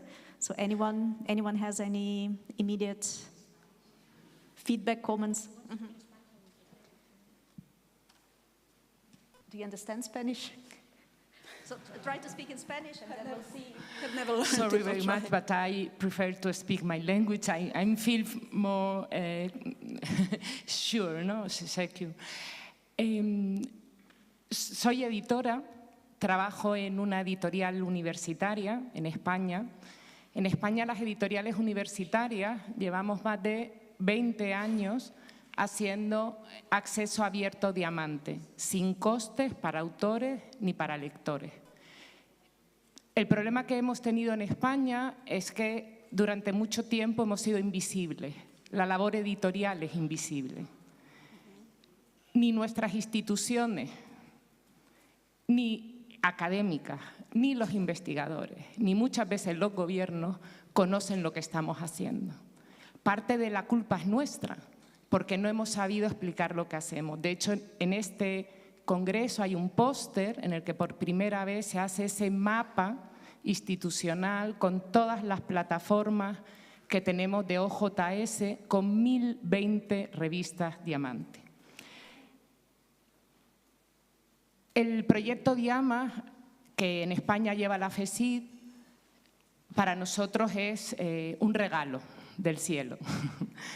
Estamos muy contentos, FECYT nos ha llamado, nos ha sentado en focus groups a trabajar, a leer con libertad, diciendo lo que pensábamos que no estaba bien.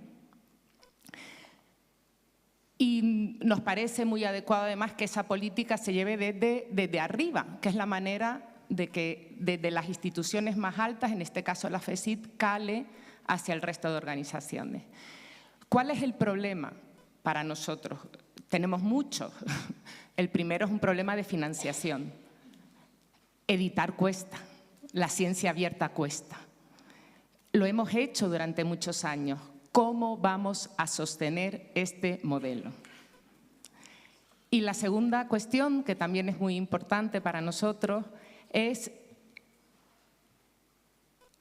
hasta que la política y en todos los documentos de carácter institucional, las instituciones públicas no aparezcamos, seguiremos siendo invisibles. Si los planes hablan de sostener, desarrollar, implementar todos los servicios que dan las editoriales universitarias, que ya estamos haciendo, podremos seguir siendo fuertes. Si no se recoge en ese plan, no podremos seguir siendo fuertes. Gracias. Okay. Just for those of you that don't speak Spanish, don't understand, Isabel was telling us that she is an editor from an institutional publishing service in the Universidad de Salamanca, and that we in Spain have a long tradition. They have been doing publishing work during 20 years. They are a diamond model publishing institutional services, and she claims that they have been invisible for these many years. And she was saying that part of the fault is theirs, but also that they have been invisibilized by the policies and by the whole narrative of the open access policies. She was giving us a date that there are 1,020 journals, in diamond-based journals in Spain. She presented a poster in the Open Science Fair, the first time that all these numbers have been collected all together. And I can prove this is true because this is a question that we keep on asking ourselves: how many institutional publishing systems, how many journals do we have? So they made a great job collecting that information. She was saying how happy the community is in Spain because of the AMAs. She claims that this is the first time that institutional publishing services has been identified as a key actor in the landscape, that until now it was journals. Our site was on journals, but not on institutional publishing services. And she's happy that we changed this site. FECYT is the institution involved in the AMAs, and we have, she was telling us that we call them and we sit them to discuss in a focus group, and she was saying freely reading, discussing with no time. You know that, Didier and the rest of Work Package 3 participants, that we gave them no time for discussion, which was very fruitful and very useful for all of us. And she claims to be happy with this initiative, but she points two problems. One is funding. She's saying that open science is expensive. How are we going to do that in terms of, well, this is mine, but I'm complementing what she said. From the technical point of view and from a sustainability point of view, this is expensive. How are we going to sustain this? And about politics, she is referring indirectly to some of the documents, political one, that has been written, both at the national and the European level, in which institutional publishing systems have not been mentioned as such. And so she's saying that if we do not name them, they will be invisible, they will keep being invisible. So when the wording has been done for the open access and open science policies, a specific reference to these institutions, institutional-based publishing services, has been ignored. And so that is her second claim. One is funding, and the second is being included in the documents, the official ones. Thanks a lot. Excellent points. And on the last one, we hope that towards the end of the project, maybe even sooner, will ensure that institutional open access diamond publishing is included in institutional and national policy documents. That's one of our goals, and we'll be speaking a little bit later today about that. And our next session is about financial sustainability, so we'll be addressing your question immediately if there are no other comments about quality. So we structured the workshop per topics: quality, financial sustainability, community, and then policy recommendations. Any reflections on the quality?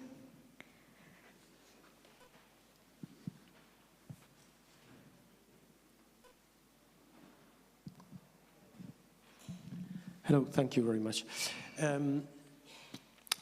It's a question, but it's a rather confused question. So I'm speaking with the hat of a researcher now. So as a computer scientist, I tend to publish in certain journals because I know that my colleagues will read those journals. Okay, that's changing. I notice that things are changing. Still, I'm optimistic in the sense that let's say the community is starting publishing open access following whatever hybrid, whatever models, but still they publish in the same places, the same venues, because reputation of the venue is really important, okay? So if I'm working on AI or whatever is my subject, I tend to publish in those 3, 4, 5 journals that I really believe in the way they do, in the kind of, let's say, reading and literature they share. Now, institutional publishing is really interesting as a model, but of course it is rather cross-disciplinary in a way, and it has to gain consensus and reputation before, okay? So I would not personally publish in an institutional journal because nobody would read it, right? So that's the feeling I have.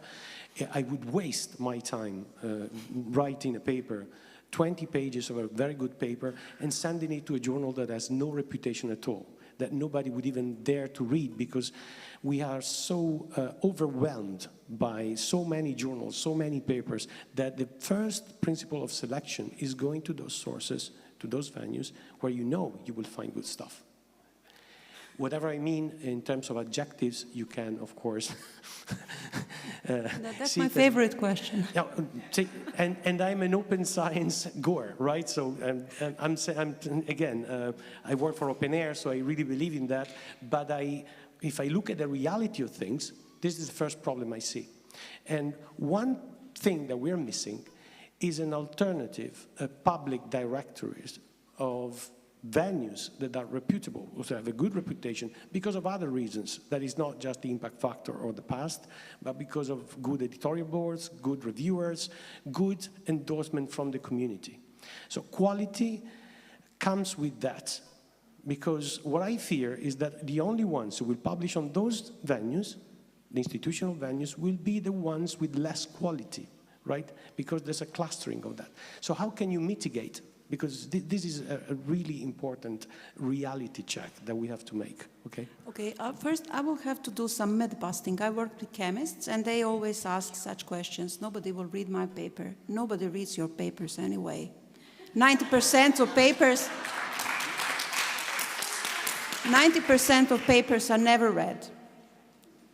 The other thing, very important thing, is that we are dealing with prejudices. How do you measure reputation? Is there an objective way of measuring reputation? Is it ResearchGate? Are there impact factors? So, Paolo, you should know you're working with repositories. To what extent repositories increase visibility?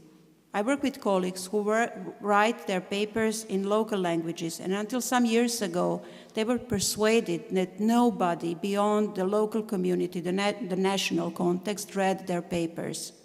We managed to dispel this myth with repository, open-air statistics in repository, and repository statistics. And the fact that when they type their names, they get in Google, among the top ranking results, their papers deposited in the repository. So we are here, we are dealing with a cultural change, and we have to deconstruct every single concept that we know. So what's reputation? Who owns the measurements, the scale for the reputation? Who determines this? Also, what's quality?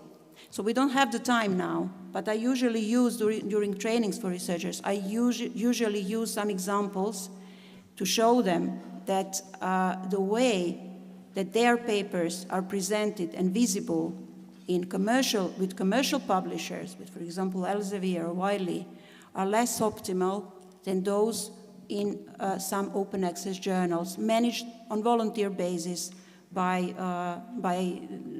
their colleagues, by researchers. So researchers usually look at the metrics. So we should train researchers, and that's the point of this FECYT. It also has an educational purpose, to train people how to measure the quality.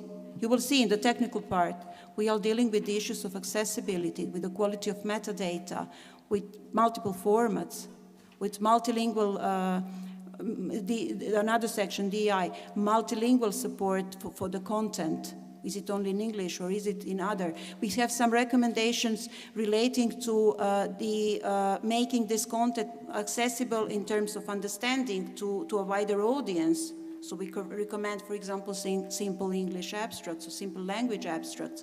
So we are actually trying to set up a quality scale, a set of quality standards that will train both the audience and the publishers how to measure quality.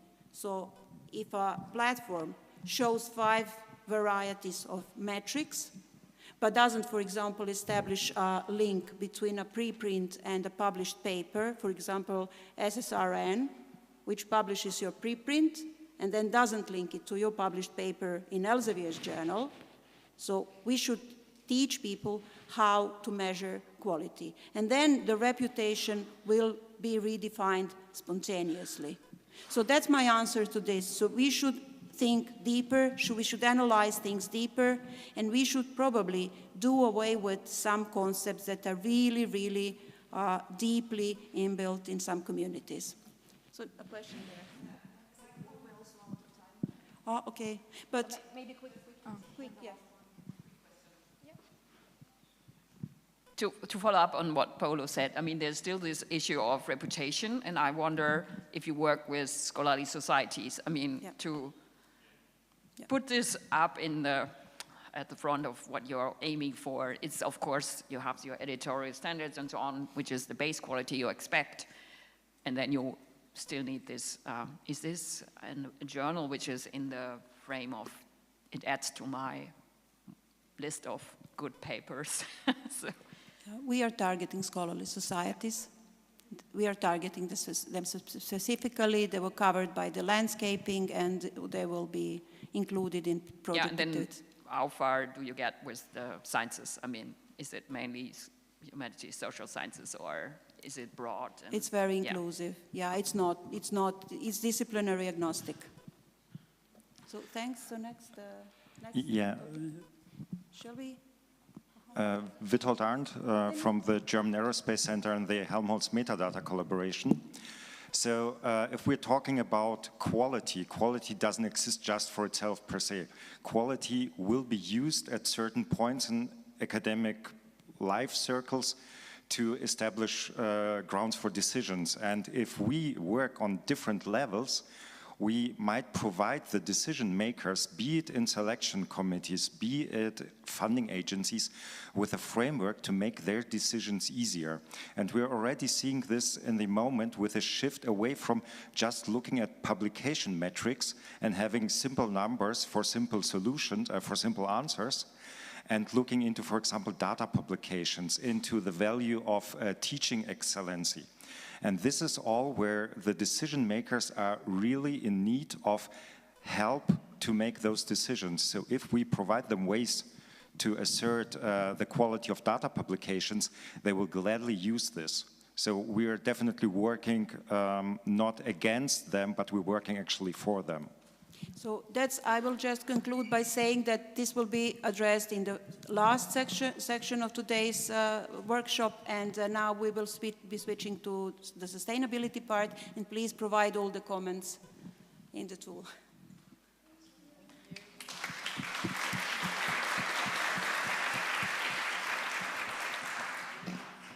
So my name is Vanessa Proudman, and I'm the director of Spark Europe.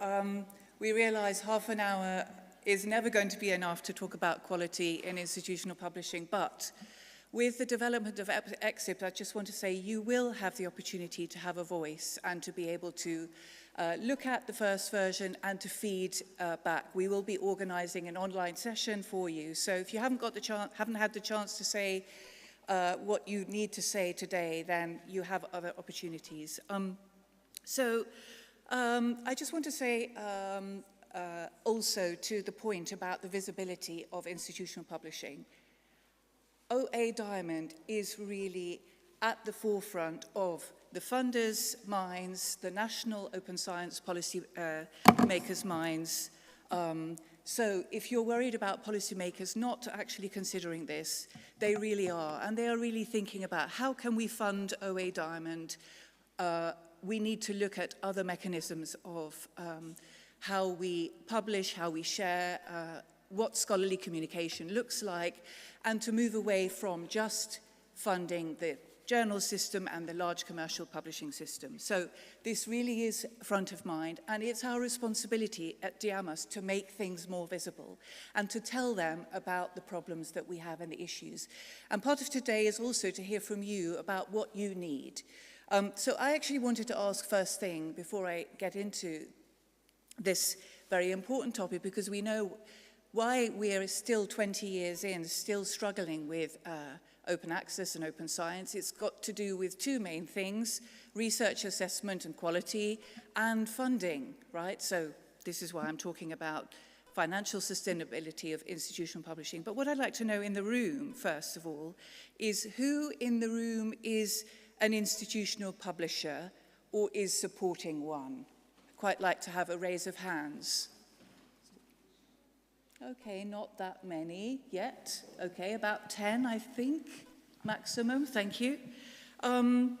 What about service providers? Who is a service provider for institutional publishers?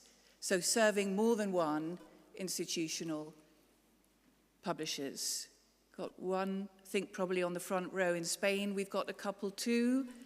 Okay, so it seems as though there are lots of you who are interested in supporting, doing things, learning about this. But what we want to really do in Diamas also is to support the community, the institutional publishing community, and also to see how can we financially support them going forward. So how do we define that? Now, I could talk a whole morning about this topic, because in the work package that I lead, we have been talking about this at different sessions. So, of course, sustainability is a hype. We've got the SDGs talking about environmental sustainability. But here, what was quite interesting to see, even on the word cloud, when we were talking about emerging publishing initiatives, there sustainability came up. And it's true. With the new initiatives, and actually OA Diamond is nowhere, it's not new, right? It's been going for a couple of decades. But still there are new ones coming out, new services. We need to think about the financial sustainability from early on. This is really vital. And what does it mean? Is it to support a service provider upon which many of us depend, like DOAJ or OJS? We don't want them going away, but are we paying our way forward for them? Because it's free, but there is always a cost. So we need to think about that.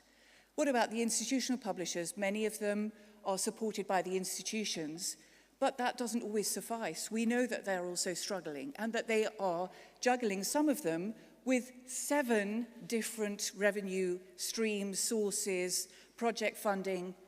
Where is the time to invest in the institutional publishing? What they're all about, right? So I think it's important that we think about how do we fund and also try to save costs, try to share services going forward. How can we reduce some of those costs and also save money for hard times, which we often don't have left over. So these are hard things to think about when things are really run on a shoestring. Many of these are run on the price of an APC for a whole year, right? Or a couple. There are some who run into the millions, but they are serving many, but not always. So it's actually quite a complex system. So we really need to look and understand, look at what's going on and understand that system. And we are doing some fact-finding now with the survey, and we're analyzing the results. I'm sure you'd love me to tell you all about that. I've just given you some nuggets there. But what I'd like to take advantage of here with the few in the audience is to just find out what you depend upon. So if we're thinking about institutional publishing, and there are, I think, librarians in the room. Are there any? Hands up? Yes, I thought so. So librarians, the institutional publishers, the service providers.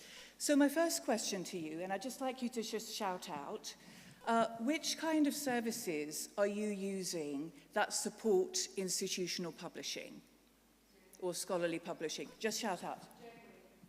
Sorry? Janeway, yes? OJS? Anyone else? OJS also, yes? Sorry? Anyone else? Okay, we have in the Particify, we have Google, Crossref, Academy Staff, PKP, OJS. Yes. DOAJ, I suppose, as well. Others? Sorry? Repositories, yes? Sorry? OMP. Sorry, OMP, yes, right. Okay, so there are actually quite a few services out there, but do you know how secure that funding is for those services that you depend upon?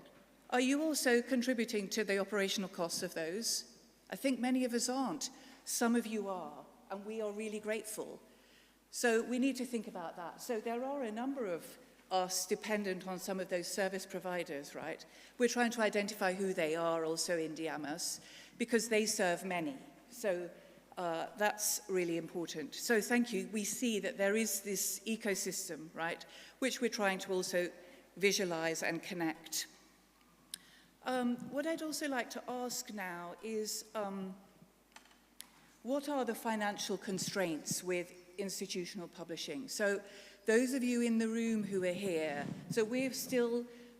we have this survey, we've been asking these questions through our survey, but we still want to get to the bottom of some of these questions from other regions of Europe and some of you in the room who are really interested. So what are some of the financial problems that you have in sustaining either the service you provide or the institutional publishing service? Would anybody like to share something? So you don't need to mention your name, obviously, so it's all, yes, thank you very much. Somebody in the middle, with a microphone, please. And hopefully you can ask it in your language and then Pilar might translate. You do such a fantastic job, thanks. I can speak in English. So, for us in the Open Library of Humanities, we are a Diamond Open Access publisher based at Birkbeck University, and we are funded by a consortium of universities from many places in the world, and I think the constraint we find sometimes is the budget of these institutions, because most of the budget of many institutions are used for APCs or transformative agreements. So that's why we don't have many institutions from the global south or south of Europe supporting us. Right, yes. Because they don't have the way. Yes, thank you for sharing that. I know that's a pain point for many. Didier, he came up with the solution, but not everybody will be able to make that choice. But I think there are libraries making those choices, right? So they are absolutely, many of us are a lot more conscious about the costs and how transformative is some of this And can we also support some of these emerging, some of them are actually not really, OA Diamond is not emerging, but some of the other means to publish and to support. But of course, we also need to make it visible, do we actually need funding, yeah? So this is a responsibility of our services and our institutional publishing to make that visible. Is there a problem? Because we don't want to throw money at something that does not need our support, right? So that's our responsibility to try to flesh out and to find out, is there a problem, yeah? So, thank you. Anybody else? Yes, thank you. Inge. Yes. There are different things I want to say. For example, we have a roadmap in Flanders for open science, which is mainly focused at data, but it means that you also free up a bit of budget here and there in the library for example, Janeway.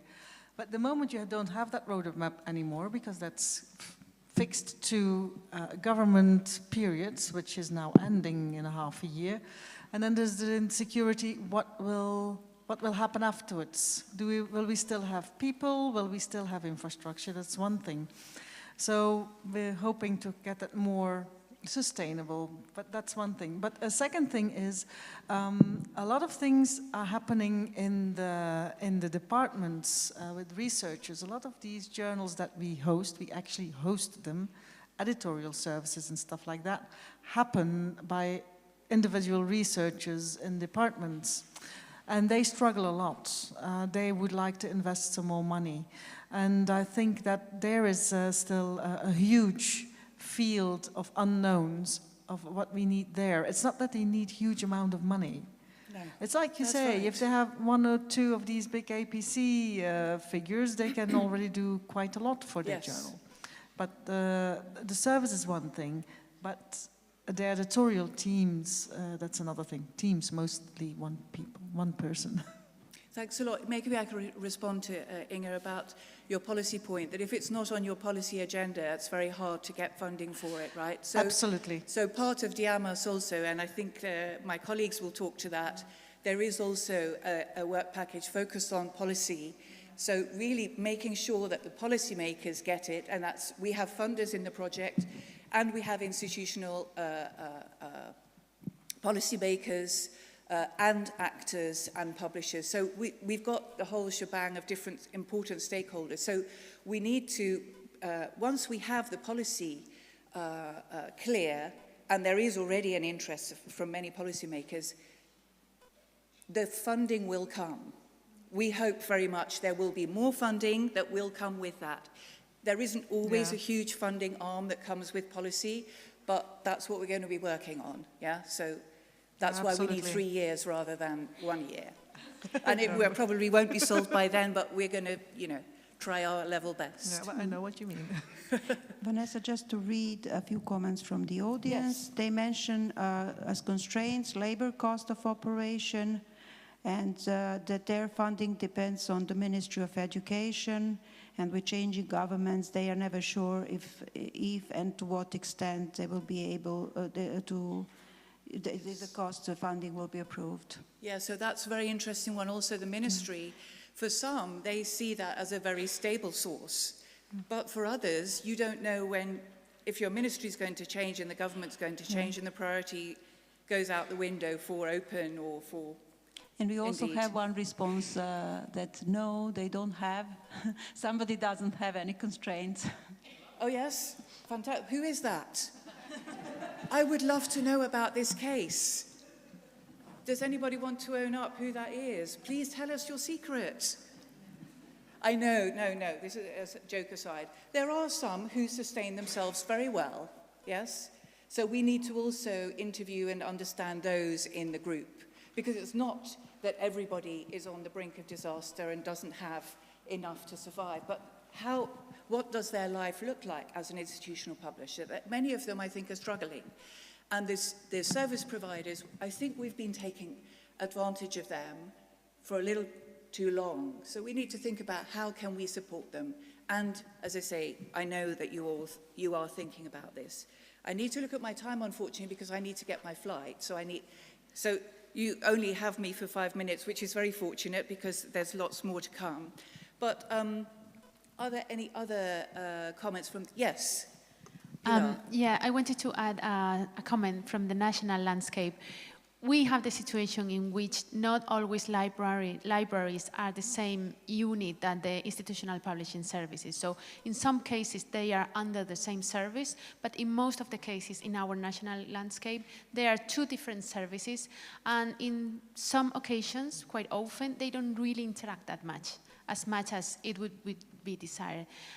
One of the paradoxical discussions that we had during our focus group, and it was put into the table by some of our colleagues, was that librarians put a lot of money on commercial publishing journals, but they don't put money, institutions do not put that much money for diamond publishing. So if you compare these numbers, they have no point for comparison, where some are absolutely crazy, some others you cannot even see the numbers because they are so small. So this is something that is claimed repeatedly by our institutional publishing services. Yes, thank you for sharing that. I think what makes it also hard is that a lot of the institutional publishing happens outside of the library. So if the library is supposed to think about funding it, you need to know who to fund, right? And we're also seeing, even in the Diamas project, because there hasn't been much research on this, is to identify within the countries who are the IPSPs, the institutional publishers and the service providers. Most of our countries, we don't have a solid overview of that, but we are growing that now, right? So the first thing is to find out who, and then how can we look at funding those who need funding. But you know, if it's organized outside of a particular department, it makes it even more complex, yeah? Thanks. Anyone else? We have 2 comments from the audience. Okay. No, just one more? Yes? Remy? Well, I would like to add something more that Pilar said. So I know very well the Spanish landscape of scholarly publications. We have about 80 universities, I mean public and private, and most of them, or the largest one, have publishing houses.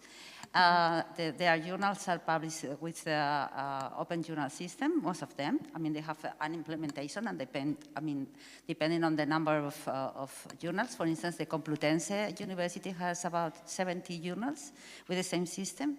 And I would like to, to focus the sustainability and quality, because there is something that probably is not politically correct, but part of the sustainability is based on submissions. I mean, journals sometimes do not survive because recognition of these journals is very low, and the submissions, the number of submissions is also low. So that's something they are, sometimes they are pushing researchers to say, please submit a paper because blah, blah. And the quality is good. I mean, the editorial policies are okay with the open access movement. They have Creative Commons licenses and DOI and all these things, no? But the question is, will they survive because they have enough submissions or not? So, and this question of recognition in the committees of evaluation. So that's the point. That's a good point. Thank you for that.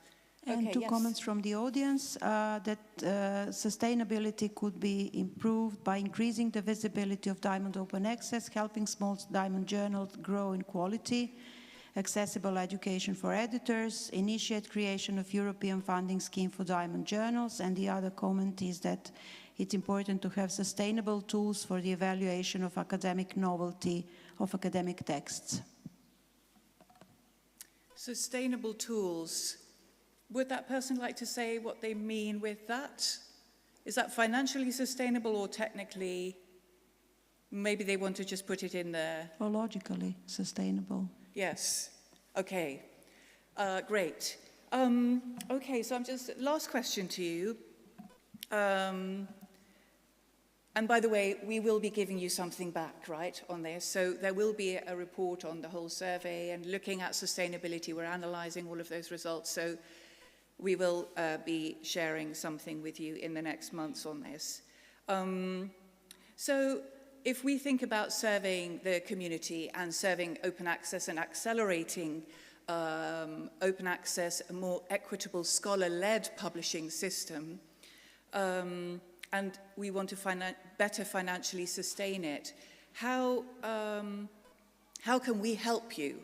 How can we in Diamas, do you think, help you in particular in your situation where you have some challenges? You've already shared some of those. We've taken note. But is there something concrete that we can do as a bigger community, together with you or on your behalf?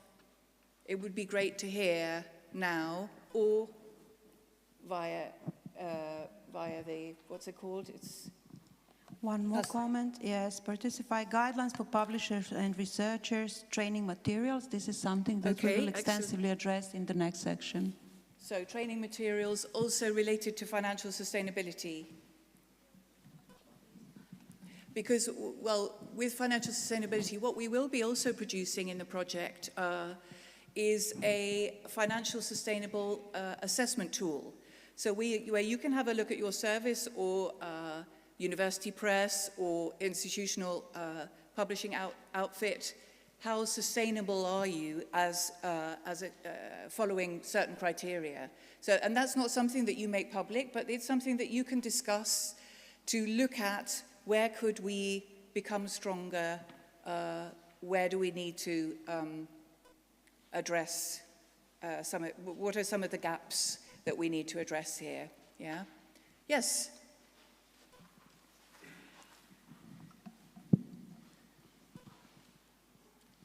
Thank you, Elena from Italy.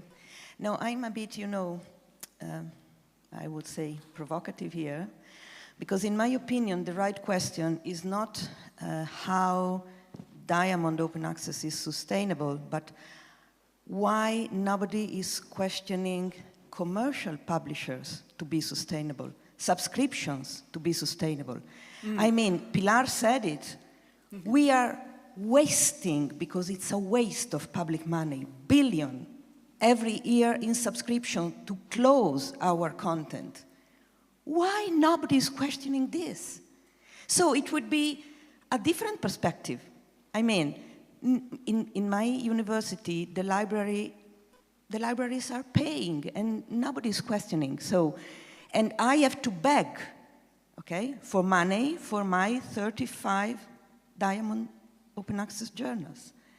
So I think if we want to get there, it's not just a matter of a technology, it's not just a matter of platform, because we have Janeway, we have OJS, we have to sustain them, as you said, fine. But the real point is, why are we still wasting this public money in subscription? That would be the real reflection. As Melissa was saying at the beginning, we need to question the idea of quality. But I think we need to question also this idea of why should we pay and nobody's saying anything. No question. We are paying billion. That would be the real question. Is it sustainable? Which is not, of course. And is it equitable? No. Because in Africa they can't afford, in Latin America they can't afford, and so on. So that would be my reflection on that. Thank you very much for that. Yes? Yes?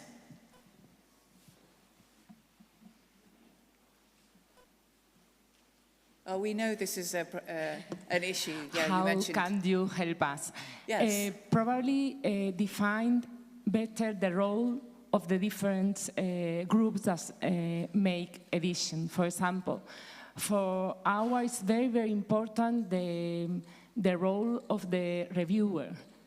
And for example, in Spain, they have not any considerations in public administration. They don't receive anything for doing this essential work, because quality is the center of the quality for me is the reviewer of all these jobs.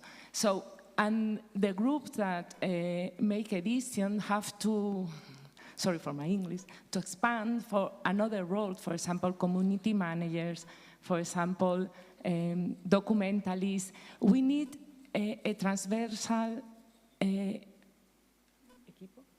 team. And in institutional services, it's very difficult to change the order, no? And open the mind. It's really difficult. So if Europe say this is very important, probably our equipo de gobierno, staff, vice-chancellor, and all this government look at the services and put more money, because every year our money, they reduce our money for publish every year. Thank you. Yes, thank you. So I think there are a couple of important points that you mentioned there. I think it's about the rewarding. We also need to think about rewarding the reviewers and the people in who are realizing this important service, right? I'm not sure whether I've got a financial hat on, right, this morning, so I'm not sure whether we should be financially rewarding them, but certainly, what are the rewards and incentives? But also, to make it more transparent, this digital transformation, it does cost, yes. And you need other professionals, and you need other teams. We are understanding that there are cash costs, right, which the institution can't cover because they need to buy in expertise, right, maybe on for marketing and communications or IT services in particular. So these are things we really need, and they have a cost. So we need to make that visible also. So when you say that is necessary, it's also our responsibility to make that transparent. Do we have the numbers? Do we know what is it costing us right now, and what is the staff that we have, and what do we ideally need? And then making that case with the politicians, the national, the international, saying this is what we need. And if you can say this is what we need, and government, this is a priority now, we hope that that will bring some magic, the magic that we need to really make this fly. We don't want just to survive, we want this to really thrive, yes, going forward. So it's going to take us some time, but as a community, I think we can work together on that. And I think I'm going to have to end on that, because I'm sorry, I need to get my flight. But I'm really looking forward to doing more, and please do engage with our online sessions. We will be having more. Please look at the Diamas website, and my email is also on the last slide. So thank you for your attention and for all your feedback. Thanks.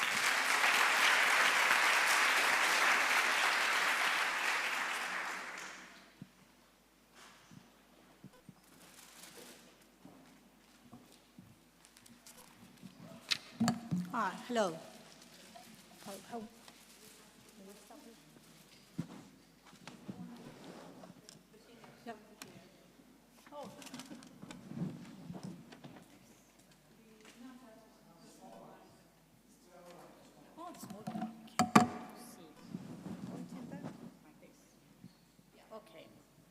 Okay.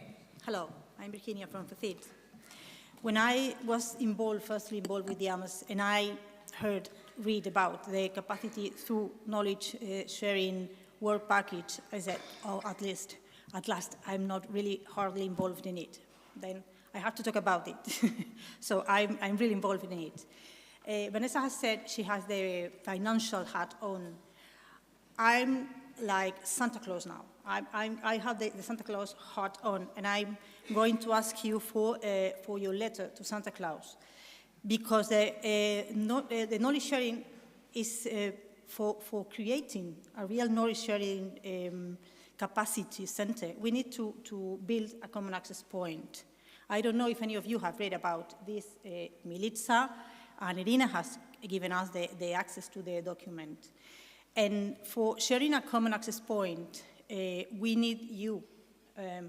We have been talking this morning about communication, and communication is a two-way channel. We can say what we are going to build, but building something for someone always need that someone opinion. We can build without your opinion.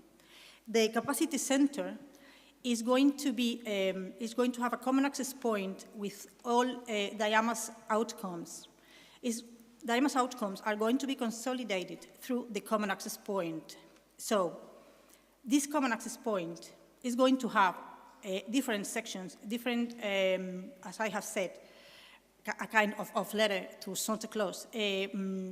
All things you could need to keep on working on open access publishing. So we are going to offer you guidelines. We are defining guidelines for institutional open access publishers.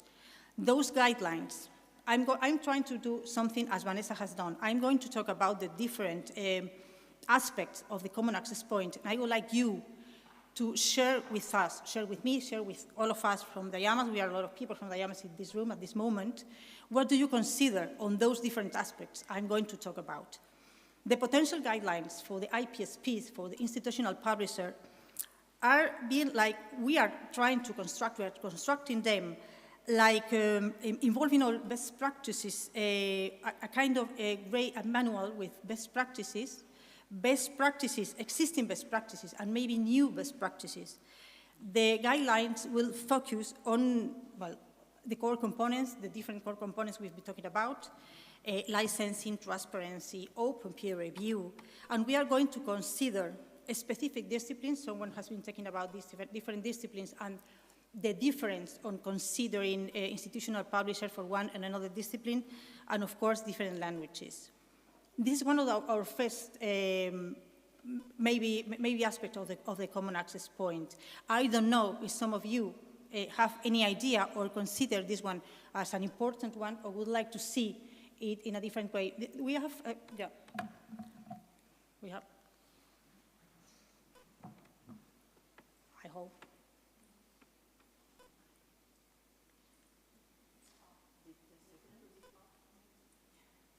It doesn't move. Maybe. Oh, okay. As I've said, the Capacity Center will be the virtual distributed capacity network, the common access point. I would like to share with you the questions. What kind of support do you need most? Please, you can enter if you consider necessary to give us your opinion, or if you prefer to talk. It's a very good idea for us to talk to all. If you want to say your name, where you're working, what do you consider about this kind of guidelines? Would you like to have guidelines? What kind of guidelines would you like to have access to in the common access point? What would you like to read about Diamond Open Access Institutional Publishing?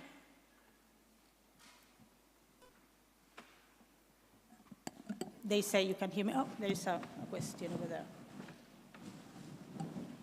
A comment, a question or a comment, as I have mentioned to you.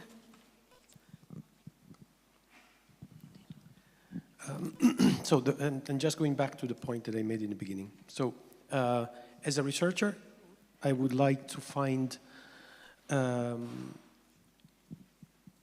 actually, I would like to since I'm going to be evaluated, and since my organization, my country needs numbers, right, in the end, needs numbers to make a difference between me and another colleague. Because, again, research is not just a vision, it's not a hobby, it's a job. You got to pay your rent, as somebody said yesterday, right?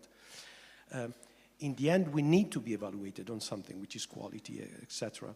And we know, we're wrapped up into something very complex today.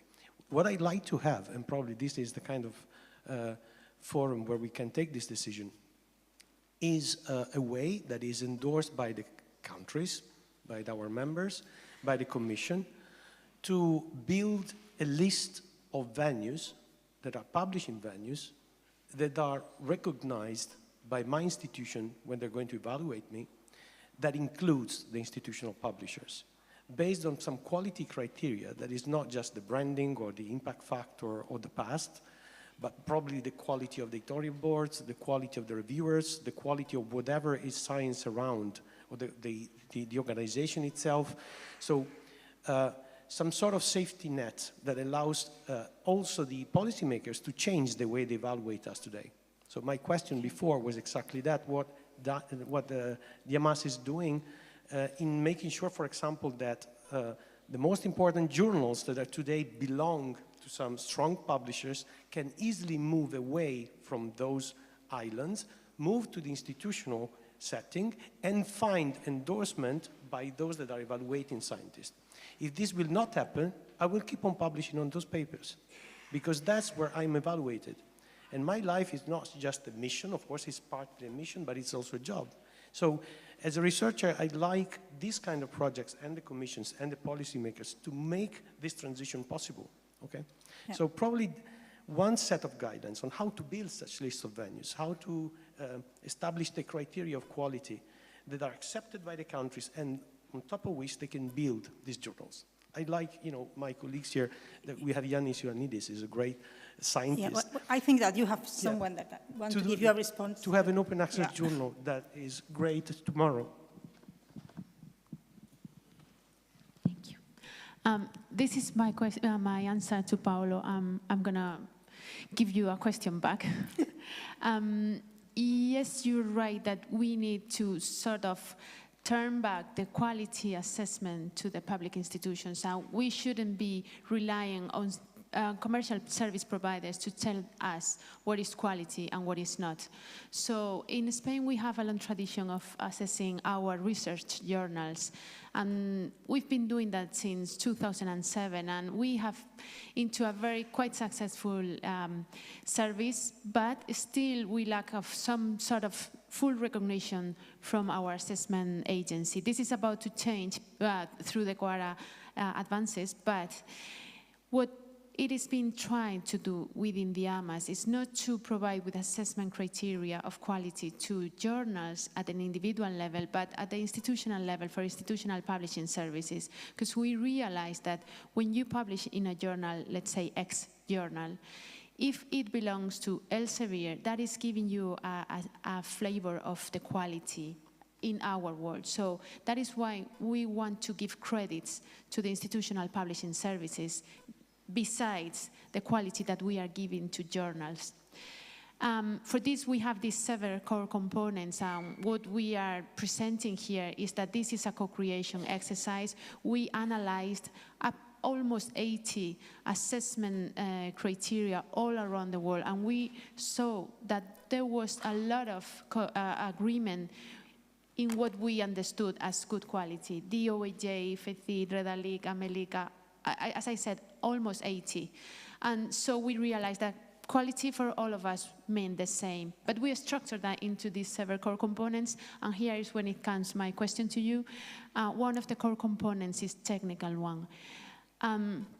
For us to be interoperable, we need a metadata validation for journals, as we have for repositories. So we've been doing research about that, and we know that XML is the standard, but that there is no agreement on how deep it goes, and there are some differences in between the standards that are being used.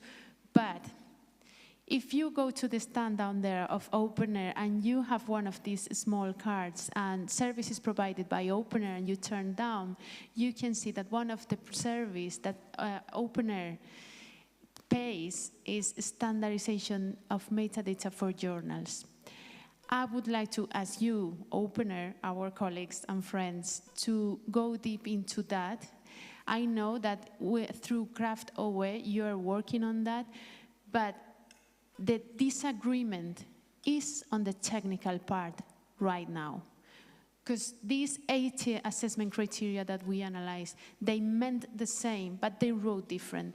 But when it comes to XML JATs, they do not mean the same, and they write it different. So this is my petition for you as OpenAIRE leader of the technical part, of one of the responsible, to work hard in Craft OE for us to provide with specific tools for us to assess quality in the technical way. Thank you.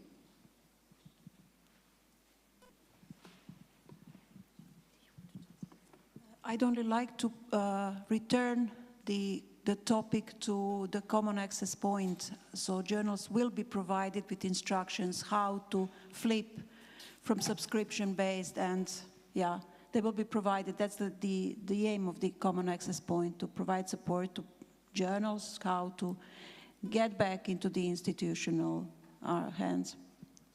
Can I reply to you and to, so just to reply to your question, of course you have instructions on how to favor this migration, but the important part is recognition. I mean, if you flip but you're not recognized, then the problem is not solved. So we really need the endorsement of a journal that has moved from what we know to what we want, okay? And this recognition is literally political. It's nothing else. Because if this was the case, I would do it tomorrow.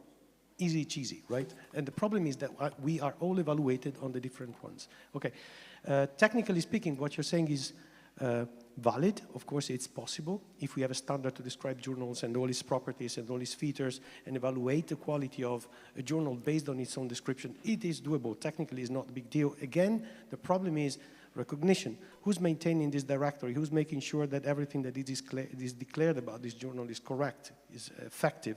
And this is, again, sustainability of infrastructure services, which, of course, OpenAIRE can be part of. We would be very welcome to do such a thing. Actually, it's what I'm pushing for, to have such a list of venues that is curated and open to new ones to come in and be at the same league of the old ones, because that's the main problem, okay? And again, this has to be recognized. Commission and countries. If Spain is ahead of this, for example, Italy is not the case. In Italy, we refer to Scopus, Web of Science. We have a list of conferences that are eligible for our selections, and these are 3 points. If you go somewhere else, it's 1 point. So why should I go and publish in 1 point, right? I will never do it. So this is a political part in gaming that we need to play as a community. Again, reality check. Okay. There is another question, and someone has raised his hand. You were first, yeah. So I'm not sure if this is relevant here, but I was just thinking in another type of recognition, so in another perspective, would be regarding to peer review. So we already discussed the importance of the peer review panel that is behind each journal, and there are many movements related to responsible metrics and DORA that are related to the recognition of different contributions other than just publishing papers. So I was just kind of thinking about how you could be more involved with that to help. Well, more involved with, you mean open, with the open peer review aspect? No, regarding to those working groups as well that are working towards that recognition. I think you're talking to me about the focus group we are making to talk to the rest of the people and to gather all your opinions. Well, as part of the project, during the different working packages, we have different options of gathering with people on taking your opinions. So we have been doing them. When we have just finished one of the focus groups. We are defining it. Didier, that is going to talk now, is the one in the head of one of these tasks. And we are trying, in all the ways, this one is one way of doing this, to gather all your opinions on the most difficult ones. Yeah, don't worry. The most difficult ones as the open peer review, on the easiest one to consider and to reach as Diamond open access publishers. Thank you. Yes, I wanted to comment on recognition and what has been said, and the quality. There are at least 3 different definitions of quality. Of course, when you're a researcher, you're talking about quality of the content. I mean, this article is amazing, whatever. Of course, that depends on opinion from one researcher to another, from one community to another, and so on. But there are at least 2 different other kinds of quality. The one based on whatever metrics you want to have, download, citation, number of papers, volume, whatever. And there also the question of editorial quality in itself. When a publisher, very well known with 40% profit, takes 2 years to put a correction into effect, and in fact the correction should be a retraction, what do you think of a technical quality? Why is the service provider doesn't have any fine for that? So if we're talking about quality, the technical part is not only technical, it's also political. What is the control over that part? And we know that better because of Spark, and she's left Vanessa, but 25 years ago, Spark defined Declaration of Independence. That is saying, in fact, what is running a journal, its core, is editorial committees, and that means scientists. And they are the ones that define the first kind of quality. And when they go away, which has happened many times, and say, okay, bye-bye, bye-bye, Elsevier, bye-bye, we're doing our own journals into an institutional publishing system, then suddenly you see that the publisher has nothing to do with the quality of the content. So if we talk about quality of the content, yes, all these people can go to an institutional publisher. If we're talking about technical quality, it's not in their skills in any way. And when they do it on their own, they're doing their best.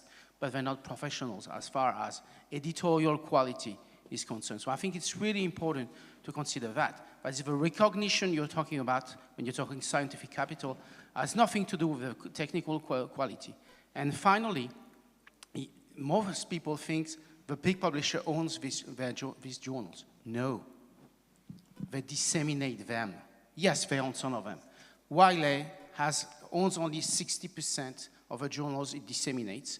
And if you look at what they disseminate for others, it's the one you know. So the question is really how these very well-known, very well-respected journals that belong to academies, learned societies, and so on, one, goes OA instead of whatever subscription or hybrid, and two, liberate themselves from their agreements and go to an institutional publishing where they would control more these other quality aspects. So I think that's the most important thing, and that's why the common access points, and that's why the resources we're building is for them to help them doing their choices and kind of linking all these parts that they left to this big company by saying, oh, we're doing the content, we're doing the science, just do the rest, and we delegate to you because you are professionals.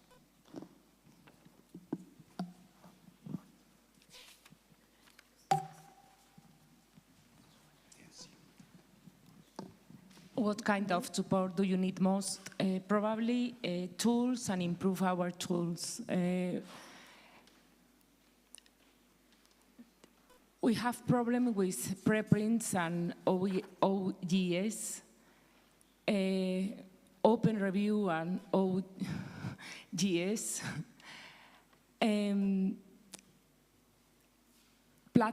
Platforms are the door open for the knowledge. If our platforms is not works successfully, we have problems to publish these knowledge. Thank you. Thank you, Isabel. Well, Isabel is one of the persons involved in some of our focus groups, so we have been talking about those aspects with her sometimes. Now what I'm doing is taking note of everything you're saying me, because we want to build this with all your ideas. Maybe I have not the solution. Well, I have not the solution. We are working together in order to have the better way, or the most complete way to end, at the end, be Diamond Open Access publishers or service providers. As I say, I'm going to give you the shopping list. So one of the things that are going in the common access point, as I have just said, are guidelines. We are planning on defining training materials. This is one of the shortest to say. We are thinking about online materials, self-training courses, and webinars. And this is one of the other questions I would like to make to you. Do you consider necessary those training materials? What kind of training material you would like to have in the common access point for us to look for them, to prepare them? If anyone has a thing. You can keep on participating or...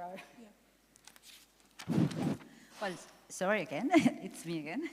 So I would very briefly, ethical, legal, data sharing policies and self-archiving policies, and innovation in publishing models. I mean, we have almost the online journals is like a translation of the printed age into the digital one, but their innovation is not so much.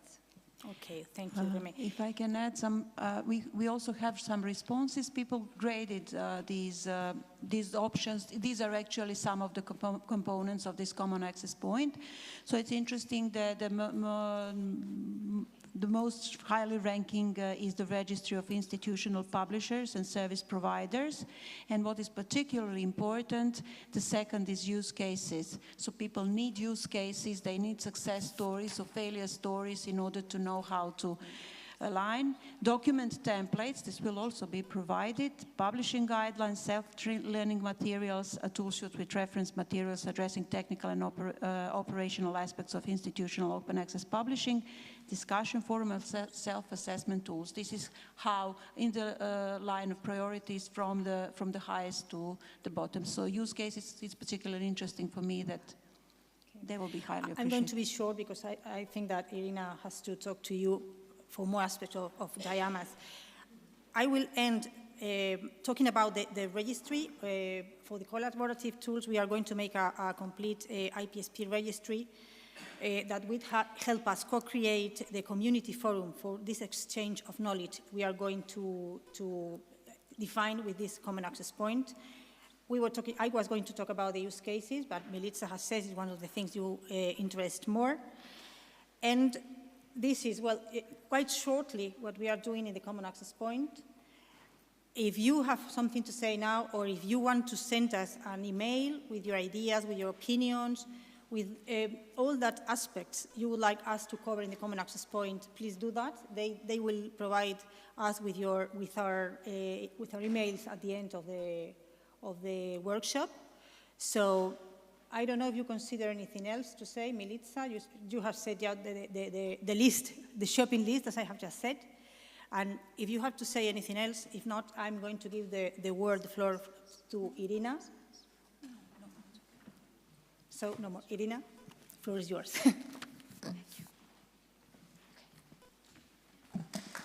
Thank you so much, Virginia, and thank you, everyone.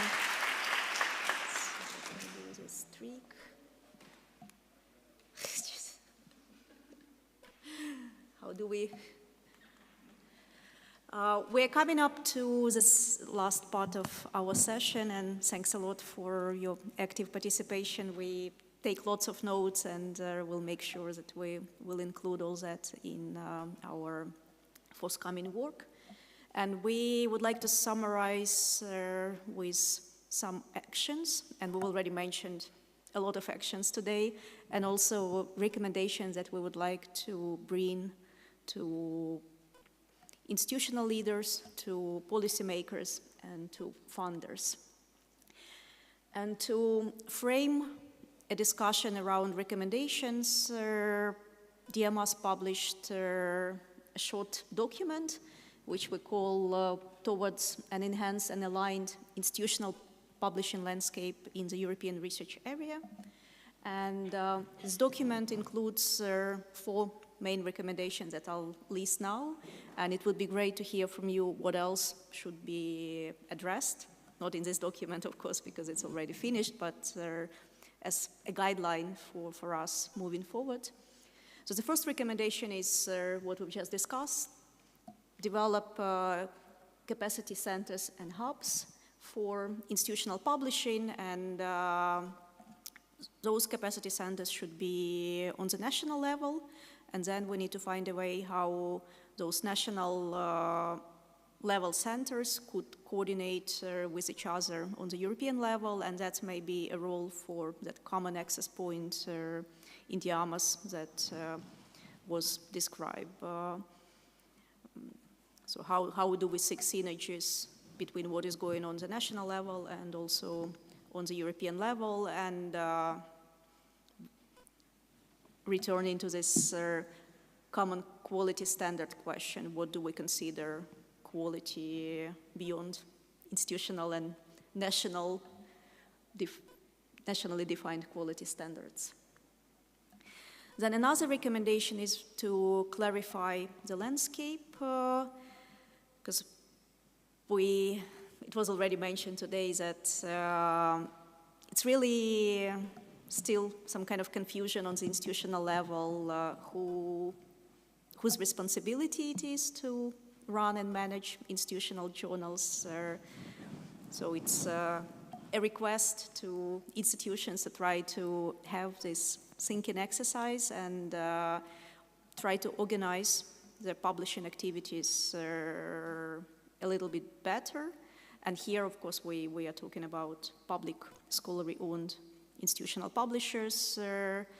So really define who has legal, ethical, scientific responsibility for those journals that an institution publishes, who owns the journals. It was stressed a number of times that ownership should stay with an institution, with scholarly community.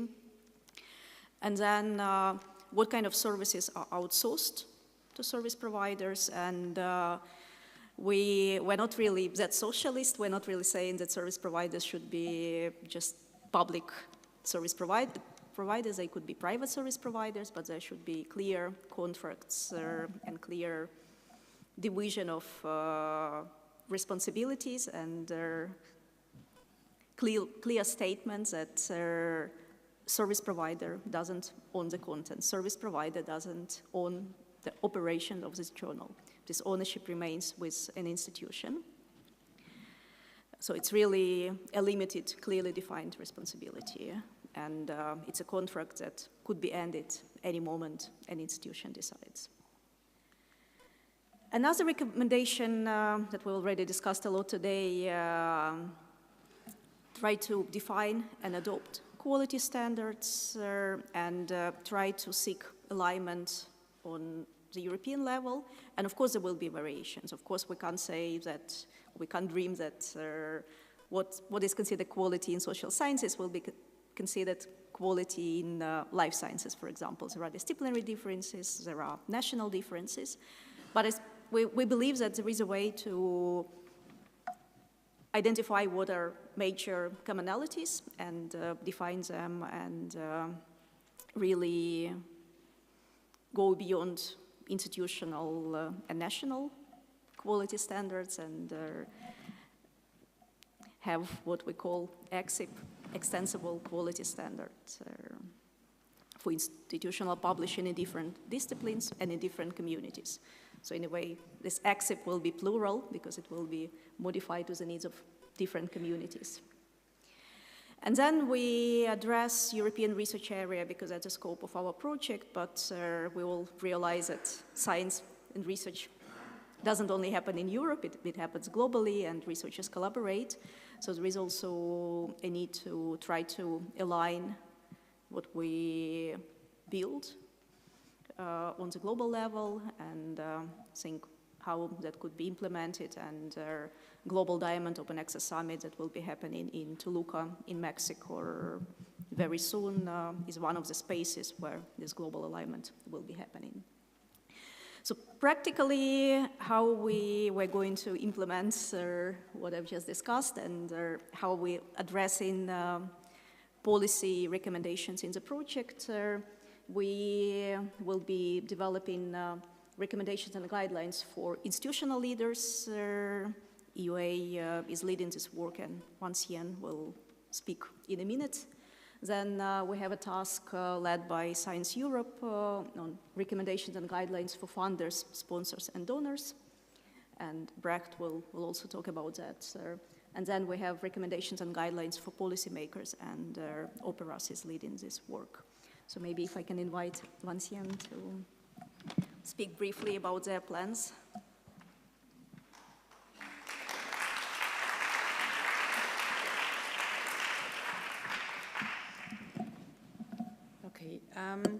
Yes, so just a quick reminder what EUA is. It's the European University Association.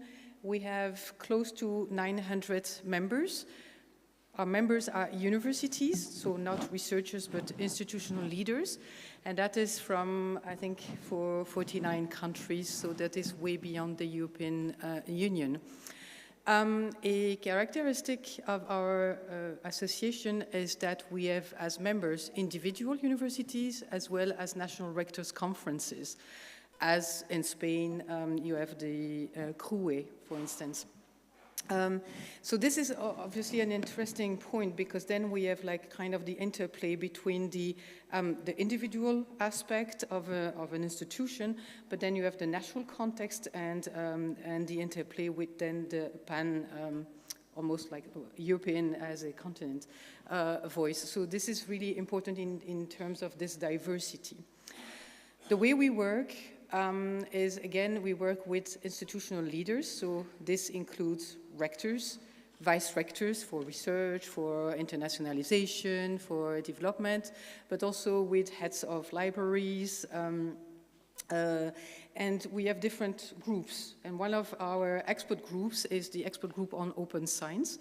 And it's a group with 22 members representing their National Rectors Conference. So they've been appointed by the National Rectors Conference, and most of the time they are working at their national level with the National Rectors Conference on the open science aspects.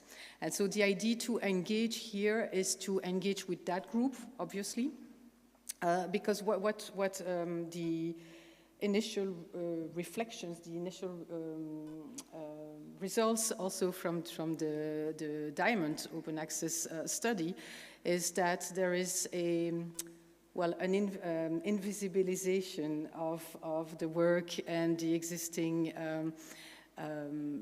institutional publishing services hosted by or owned by universities. So there is a lack of understanding, even of awareness at the level of institutional leaders. So we have the possibility to engage with institutional leaders, because what we hear, like most of the time, is, okay, we are leaders of universities, heads of libraries.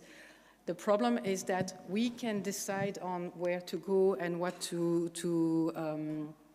let's say, support.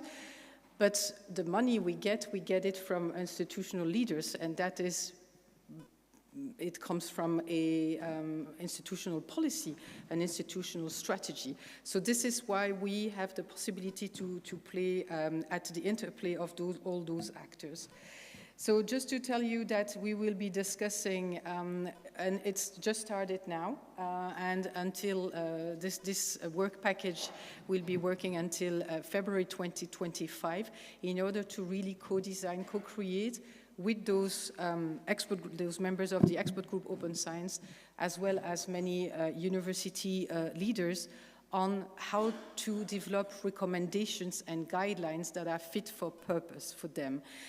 In addition to that, because obviously it's not just about the rectors or vice rectors and not just about the heads of libraries, it's also about the practitioners, and many of you already contributed today. So we will also reach out to the practitioners who work at the university and at the university library to get like more on the hands-on approach in order to build something that makes sense for everyone. So I'll stop there. The work is only starting, and we will be engaging with our community through our website, through the Diamus project, and we look forward to be in touch with you on this. Thank you.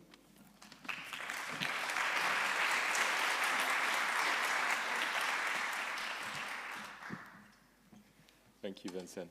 Hello, I'm Brecht Sanen from Science Europe, coming with a very, very similar story to Vincent. We are doing the recommendations and guidelines for funders, sponsors, and donors. Just a quick reminder, Science Europe, we represent public research funding and performing organizations across Europe. And the similarities there, indeed, that we are taking charge of the recommendations for funders, sponsors, and donors. But from the very get-go, I do want to make clear that this is not limited to the members of Science Europe. We have a working group with the experts working on open science among our members. We're going to be working very closely with them to co-design these recommendations in the coming year. But this is very explicitly open to all funders, sponsors, and donors working in the European research area. So this is something that is open to all of you, should this apply to you. There's a few things that I could say already. We are going to have this co-design process up until the summer of next year, summer 2024. And that's going to start with an inception meeting later this year. It's going to be at the start of December. It's going to be announced quite soon. The inception meeting is basically to establish a baseline. It will have a briefing on everything that is happening within the diamond space up until now and what we see happening in the foreseeable future. And then it's going to be a discussion among the funders. Okay, what exactly are our expectations? What are our needs for these recommendations to be actually useful? And one of the things we definitely want to discuss there more in depth is the stories we already hear from our own members. In Diamond Open Access, in that space right now, you see that a lot of things are moving at the same time. You see that within the sector, there's quite a bit of engagement coming up now. If you look at the endorsers of the action plan for Diamond Open Access, the endorsements that are coming in, all of that is online. That is now well over 300 endorsers, so the sector itself is quite engaged.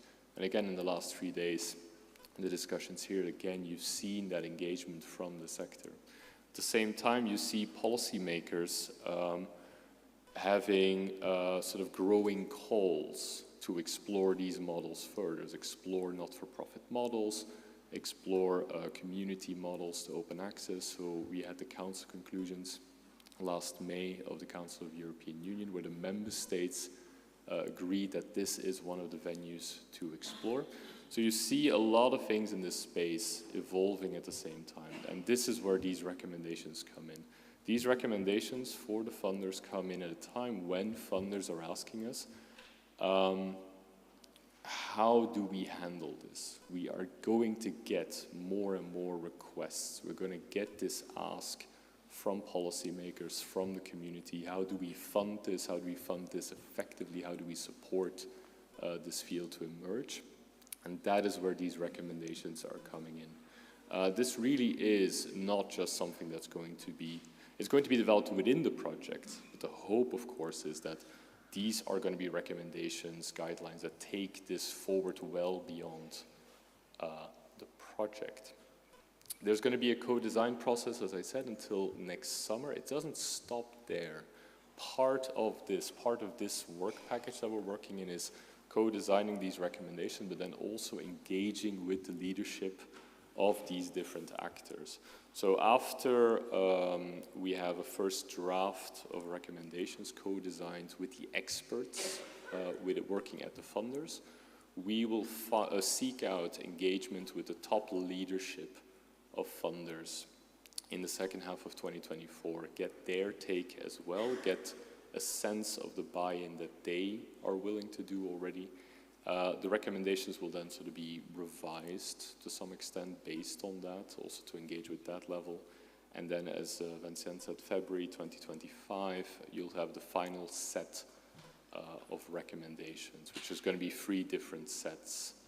I think I've covered all of it then, and I'll hand the floor back.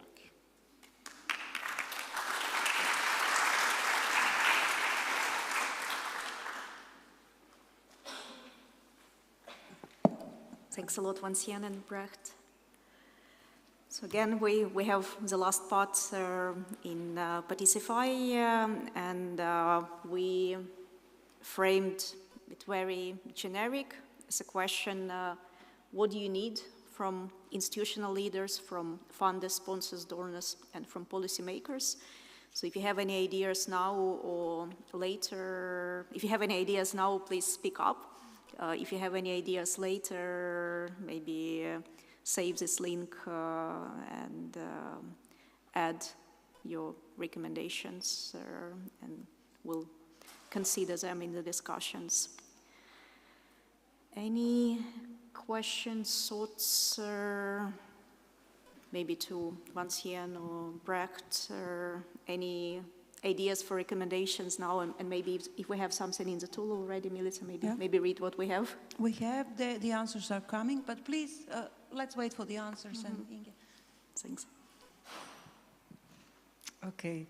I don't know, Brecht and Vincent, if you're going to like my question, but do you already have a feeling in how far funders and universities or university consortia are willing to support this and willing to put a step forward? Or do you think, no, do you see it? Do you see it, yes or no? Because to be bold, will need some pressure to advance this. We have been talking before about the small steps and that it takes quite some time. So I'm sorry, I have to ask you, do you see this progressing and do they want to?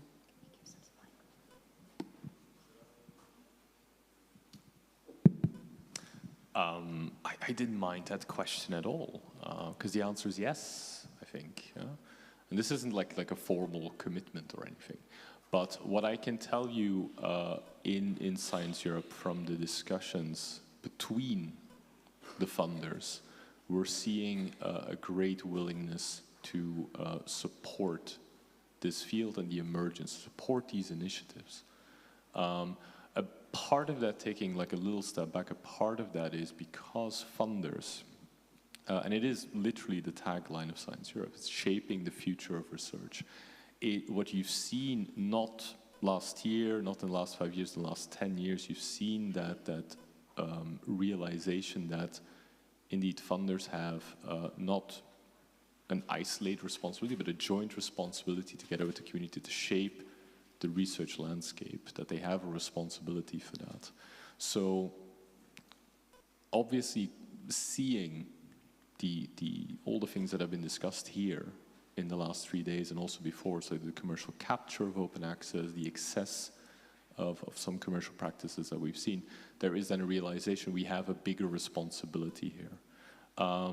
So that is, I think, a good baseline, a good basis for that willingness that I see in discussions to provide effective support.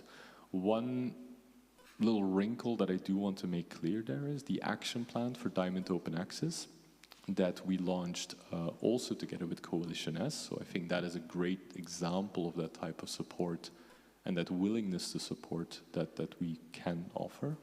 But one thing I wanted to say there very specifically, the action plan is about the Diamond Open Access ecosystem. I just wanted to make that very clear. It's not about picking sort of individual journals, repositories, picking individual winners, losers within that system. This is about providing effective support for a framework, for an ecosystem wherein then journals and all that can thrive.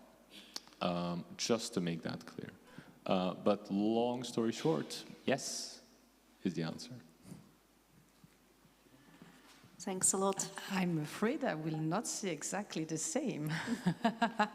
So, no, but it's a very good question. So I think that in principle, yes, of course. Now, as was mentioned, the results show that at the moment also there is this fragmentation and this idea of this archipelago of institutional publishing service providers like that are not visible and that are not visible even to their institutions, the institutions that host them. So I would say that the first step would be just to raise awareness, to just make them aware of what is it that they have? What is it that the richness that is in them already, and what is it that they have in their hands? The power that they have in their heads. So that would be the first step. Again, I think that in principle, because it is something that would advance, it's one of the routes to advance open access in general, and there is a willingness to do that. Now, the next step, and it goes back to the discussion we've had with Paolo before, so there is kind of a double discourse from university leaders, and I think Nina is no longer here with us because your question was on consortia as well, but if anyone else in the room would want to say something. The problem is that the institutional leaders, the university leaders, they are kind of stuck in something. It's, you know, it's all a system, it's an ecosystem, and so the pressure is on them also as institutional leaders to have their institution playing the game by the rules of the game, just as Emmanuel said in the previous discussion. So if the criteria in terms of what is good for a university, in terms of ranking criteria and so on, it's about the number of publications in the top, the A-list of journals. Well, university leaders will play by the rules of that game, and they will put the pressure back to their researchers. And so on the one hand, they push their researchers to publish in more and in some specific outlets, and at the same time, they are saying, well, okay, we pay too much and so on. And the question now is to, again, raise awareness on, okay, what is it that you have already? And then to say, okay, you know what, you have money. We've been talking about that earlier today. You have money, just put the money where your mouth is, like put your money back in those pockets where it will be effective and it will be for the good. But this will not be easy, but we are ready to play our part in that. Please, there is a question. No, there is a question. Okay.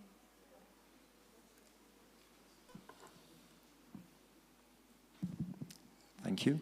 So I think this is a very important aspect that we as the interested group here are aware that we need to push the right people to implement this.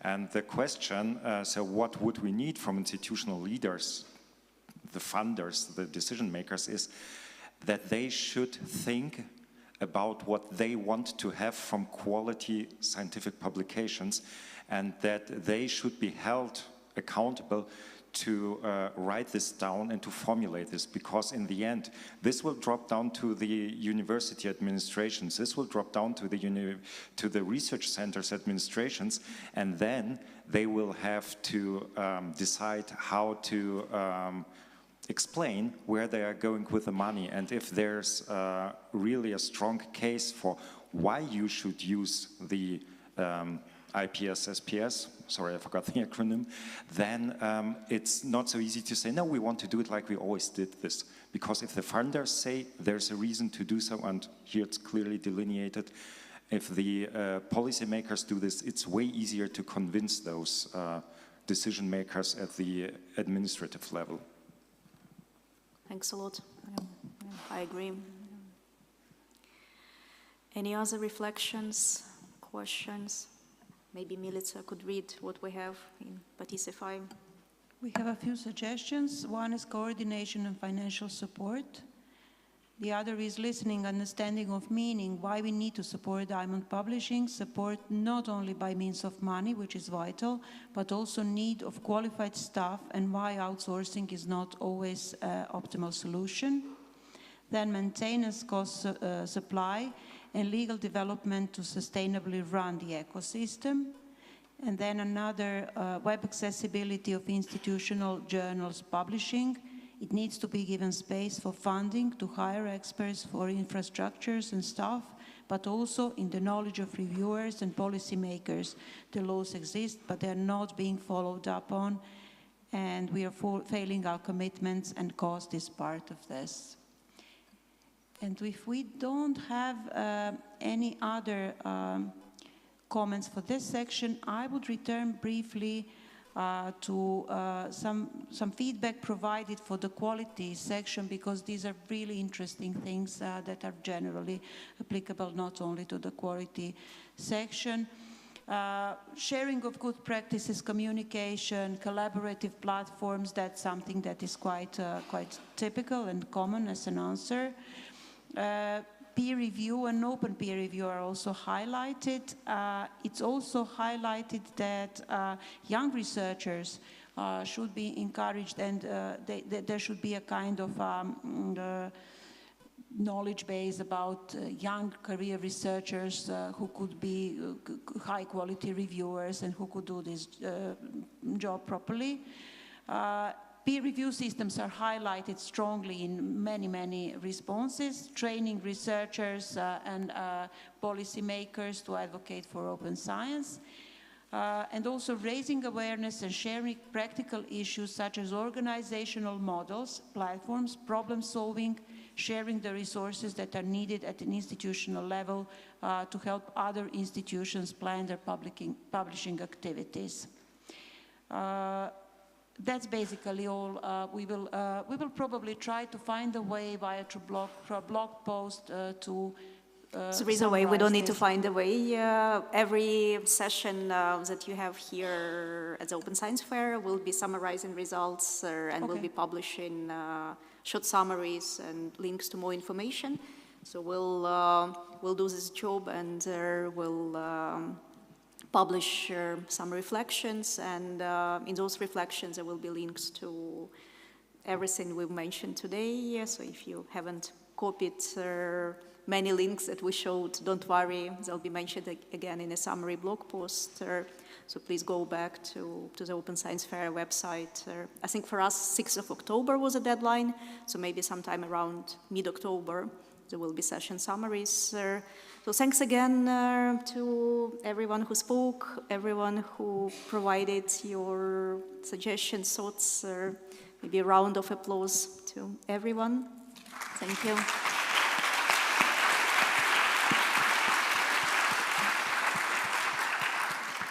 And I think we will be closing the conference now. So please stay on your seats, don't go away. A couple more minutes.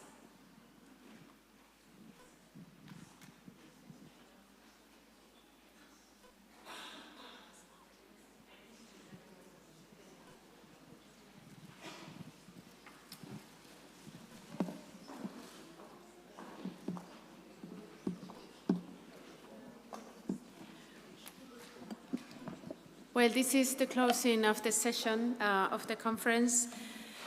This is the best moment for us because it means that things went well and that this is the time to say thank you to everybody that participated in these 3 intense days of discussions and collaboration.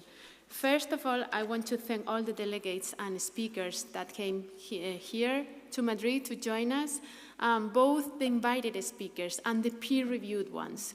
We have learned a lot about all the initiatives that are taking place all around the world, and the amount of information that we have is massive. So we have 2 years ahead to think about everything we learned before the next Open Science Fair. I want to thank the program committee for the great job they did in peer-reviewing all the work that we received. Their names are about to be projected in the screen. They were a strong group of very good professionals that did a great job right on time to have your contributions reviewed and giving you feedback. So thank you very much to the program committee.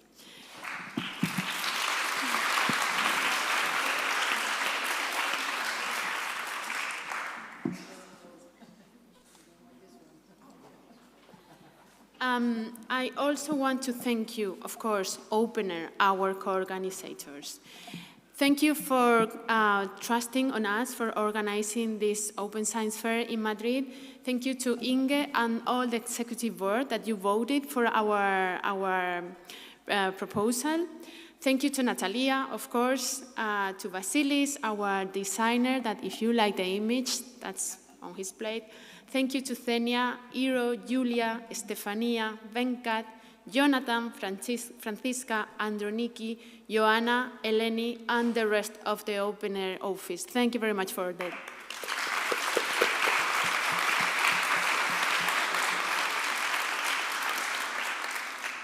From the team of FECYT, I want to thank you, our General Director, Immaculada. She was the one that backed us up in this initiative. It was because of her support that we could make this event possible. So thank you to our General Director, to the Board of Directors and the European Office. Thank you to Borja, to Esther and Gabriel that help us out with all the events related to the presidency. Also, thank you to Gustavo. Thank you to the communication team, Nuria, Sol, and Anna.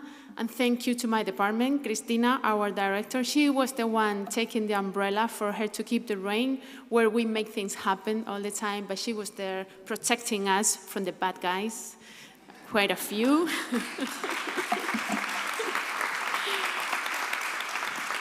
And thank you to my colleagues, Elena, Virginia, and Laura. She's been the one doing all the work together with Athena.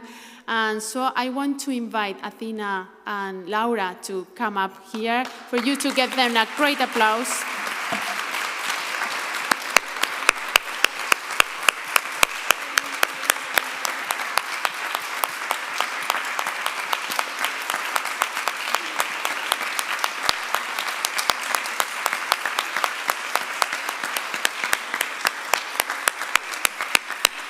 If you had a great time yesterday, it's because of them. If you had your, this one, it's because of them. If you got everything done on time, it's because of their hard work. Thank you very much, both of you.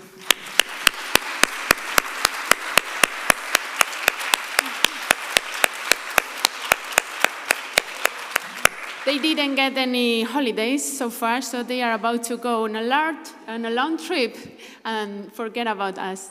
And finally, I want to thank you. I want to thank La Tropa, which was the company that was backing us up in this Congress. I want to thank Fernando, David, Cesar, Marta, Eva, Hugo, France. She made a miracle with the inscriptions. Thank you to Emma, because she has been the one behind the scenes making these things going smoothly. And thank you to Susana as well. La Tropa has been a great support for us. Thank you very much.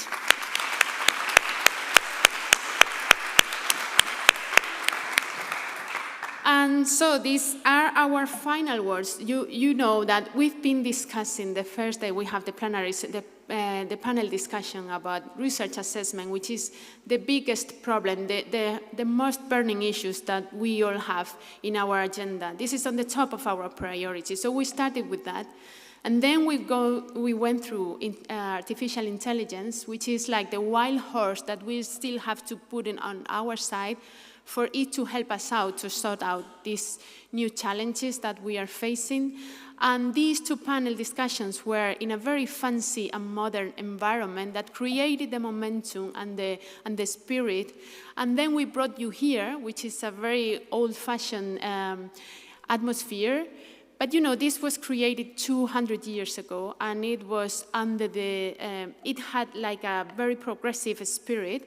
This Ateneo is a private intellectual club for science, for arts, and for culture, and it was created with the means of progressing the society. So 200 years ago, this was very modern. Now it's old-fashioned, but this is where we come from. So today the discussion was on what we still have to solve, the problems that we still have to solve. We've seen that our feet are very much grounded into old problems that we have to sort out. But at the same time, we've been amazed by all the contributions that you have been showing us in the poster sessions, workshops, in the lightning talks. It is because of you, of the community, that things might change. And it is because of you that there is hope. I'm going to pass the floor to Inge and to Natalia for them to give the final words. And thank you very much in the name of FECYT.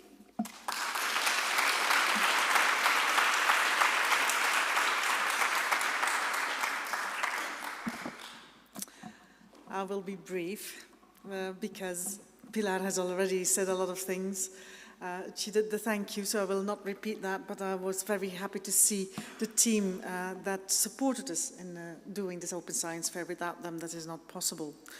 It is indeed symbolic to be in an environment like this.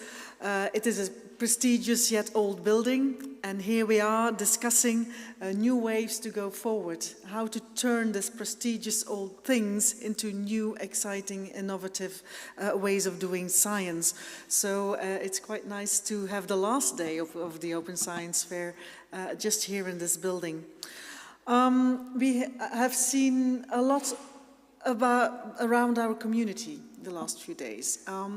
We cannot stress enough how important the community is, because without you, we wouldn't be where we are. You are the ones that back us up, that support open science, that develop tools, that develop recommendations, policy advice, that go to your rectors, to your directors in your country, to ministries and whatever, to really drive this forward. And what we have seen in the last few days is actually a combination of inspiring panels where we discuss how to go forward and what we have done and what we should adjust, in combination with practical workshops, demos of really nice tools that we can use, and then some lightning talks, all of this together, and then enough time to talk in the networking sessions, in networking during coffee, during dinner, and whatever. So that was very, very great to see. Now, what I took, my takeaway of the last few days, what we should certainly work on, that's what I saw throughout the last few days, is, for example, if the tools that we demonstrated, the tools that have been developed, these guidelines, we have to devote enough energy to pull them together, not centralize them, but pull them together so that they are known, that they can be used. And indeed, as Vanessa said in the previous session, we need to show what is possible and what we can do with all the things developed. So that is certainly something that we have to invest in. A second thing is AI.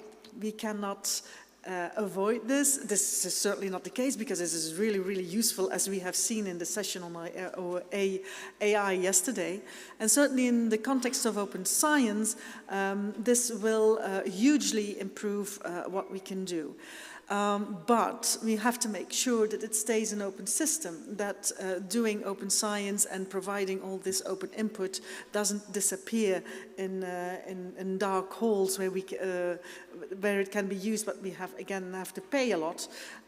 We have to make sure that AI and open science really go hand in hand and forward research. So I think that is a big one for the next few years as well. And the last thing that I want to mention is, of course, the reform of research assessment, because for years already we have seen that this is very, very crucial. There are a lot of things coming together lately through QARA, for example, which is really crucial in this process. So I would say we need acceleration there. We need to step up and really change it. Change the things that we want to do. We heard it this morning also in the panel. If we don't accelerate and we slow down, or we don't do it fast enough, other things will overcome us, and we don't have any influence anymore. So I would hardly say, QARA, you kicked off very good, and go ahead and accelerate this process. Thank you for being here in Madrid. I love the city. I love the venues where we were. Up to the next few years, and hopefully in 2 years' time, we can see each other somewhere else in Europe or beyond. Thank you.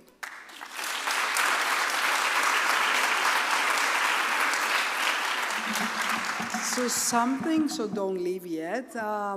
Before I start, maybe we can have the Menti that we discussed. Okay.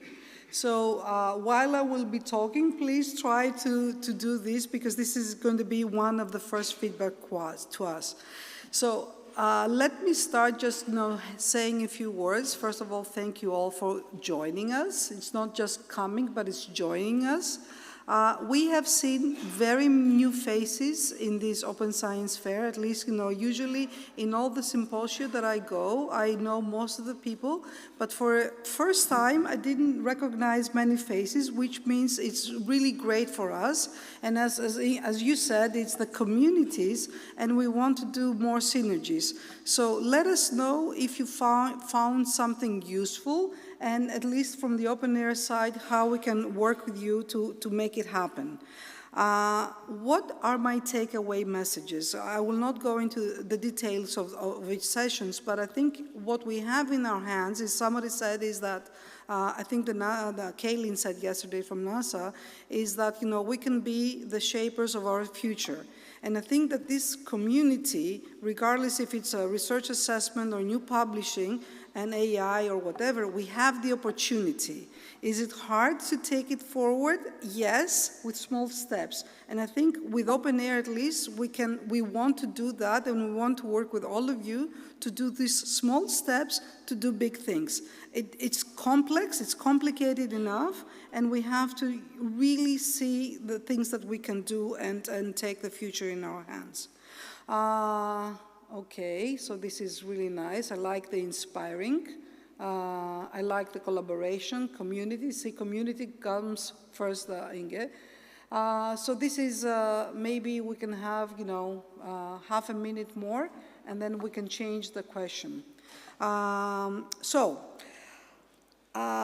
What are the next steps? Immediately following the conference, because we don't want it to end it here, we will publish all the blogs, all the presentations, all the streamings, so for you to share and for you to see how you can use and further disseminate and further understand what we're trying to do. Perhaps change or not. So Athena, I will let you do that. The next Open Science Fair, we will be in 2 years. Hopefully we will have a lot to say. Open Air will start one within our members first, and perhaps outside our members, we will start a process where to decide how, where we will happen and what the format will be.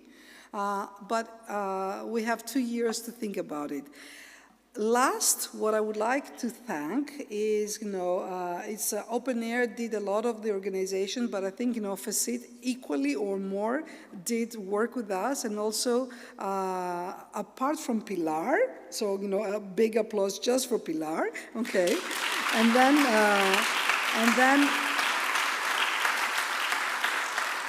when with the support of Christina, thank you so much for all the effort that FECYT has put in it. And I know that at the end of the day, it's not the organization, it's the people who put the effort. And we really thank you from the bottom of our hearts.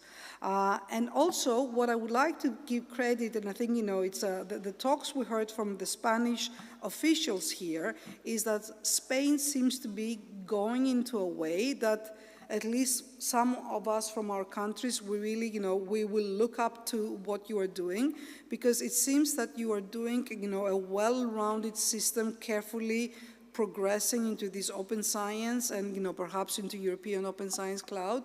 And I think, you will be, you could be an example for the rest. So thank you again, and we will see you all, and maybe more, in 2 years' time. Thank you.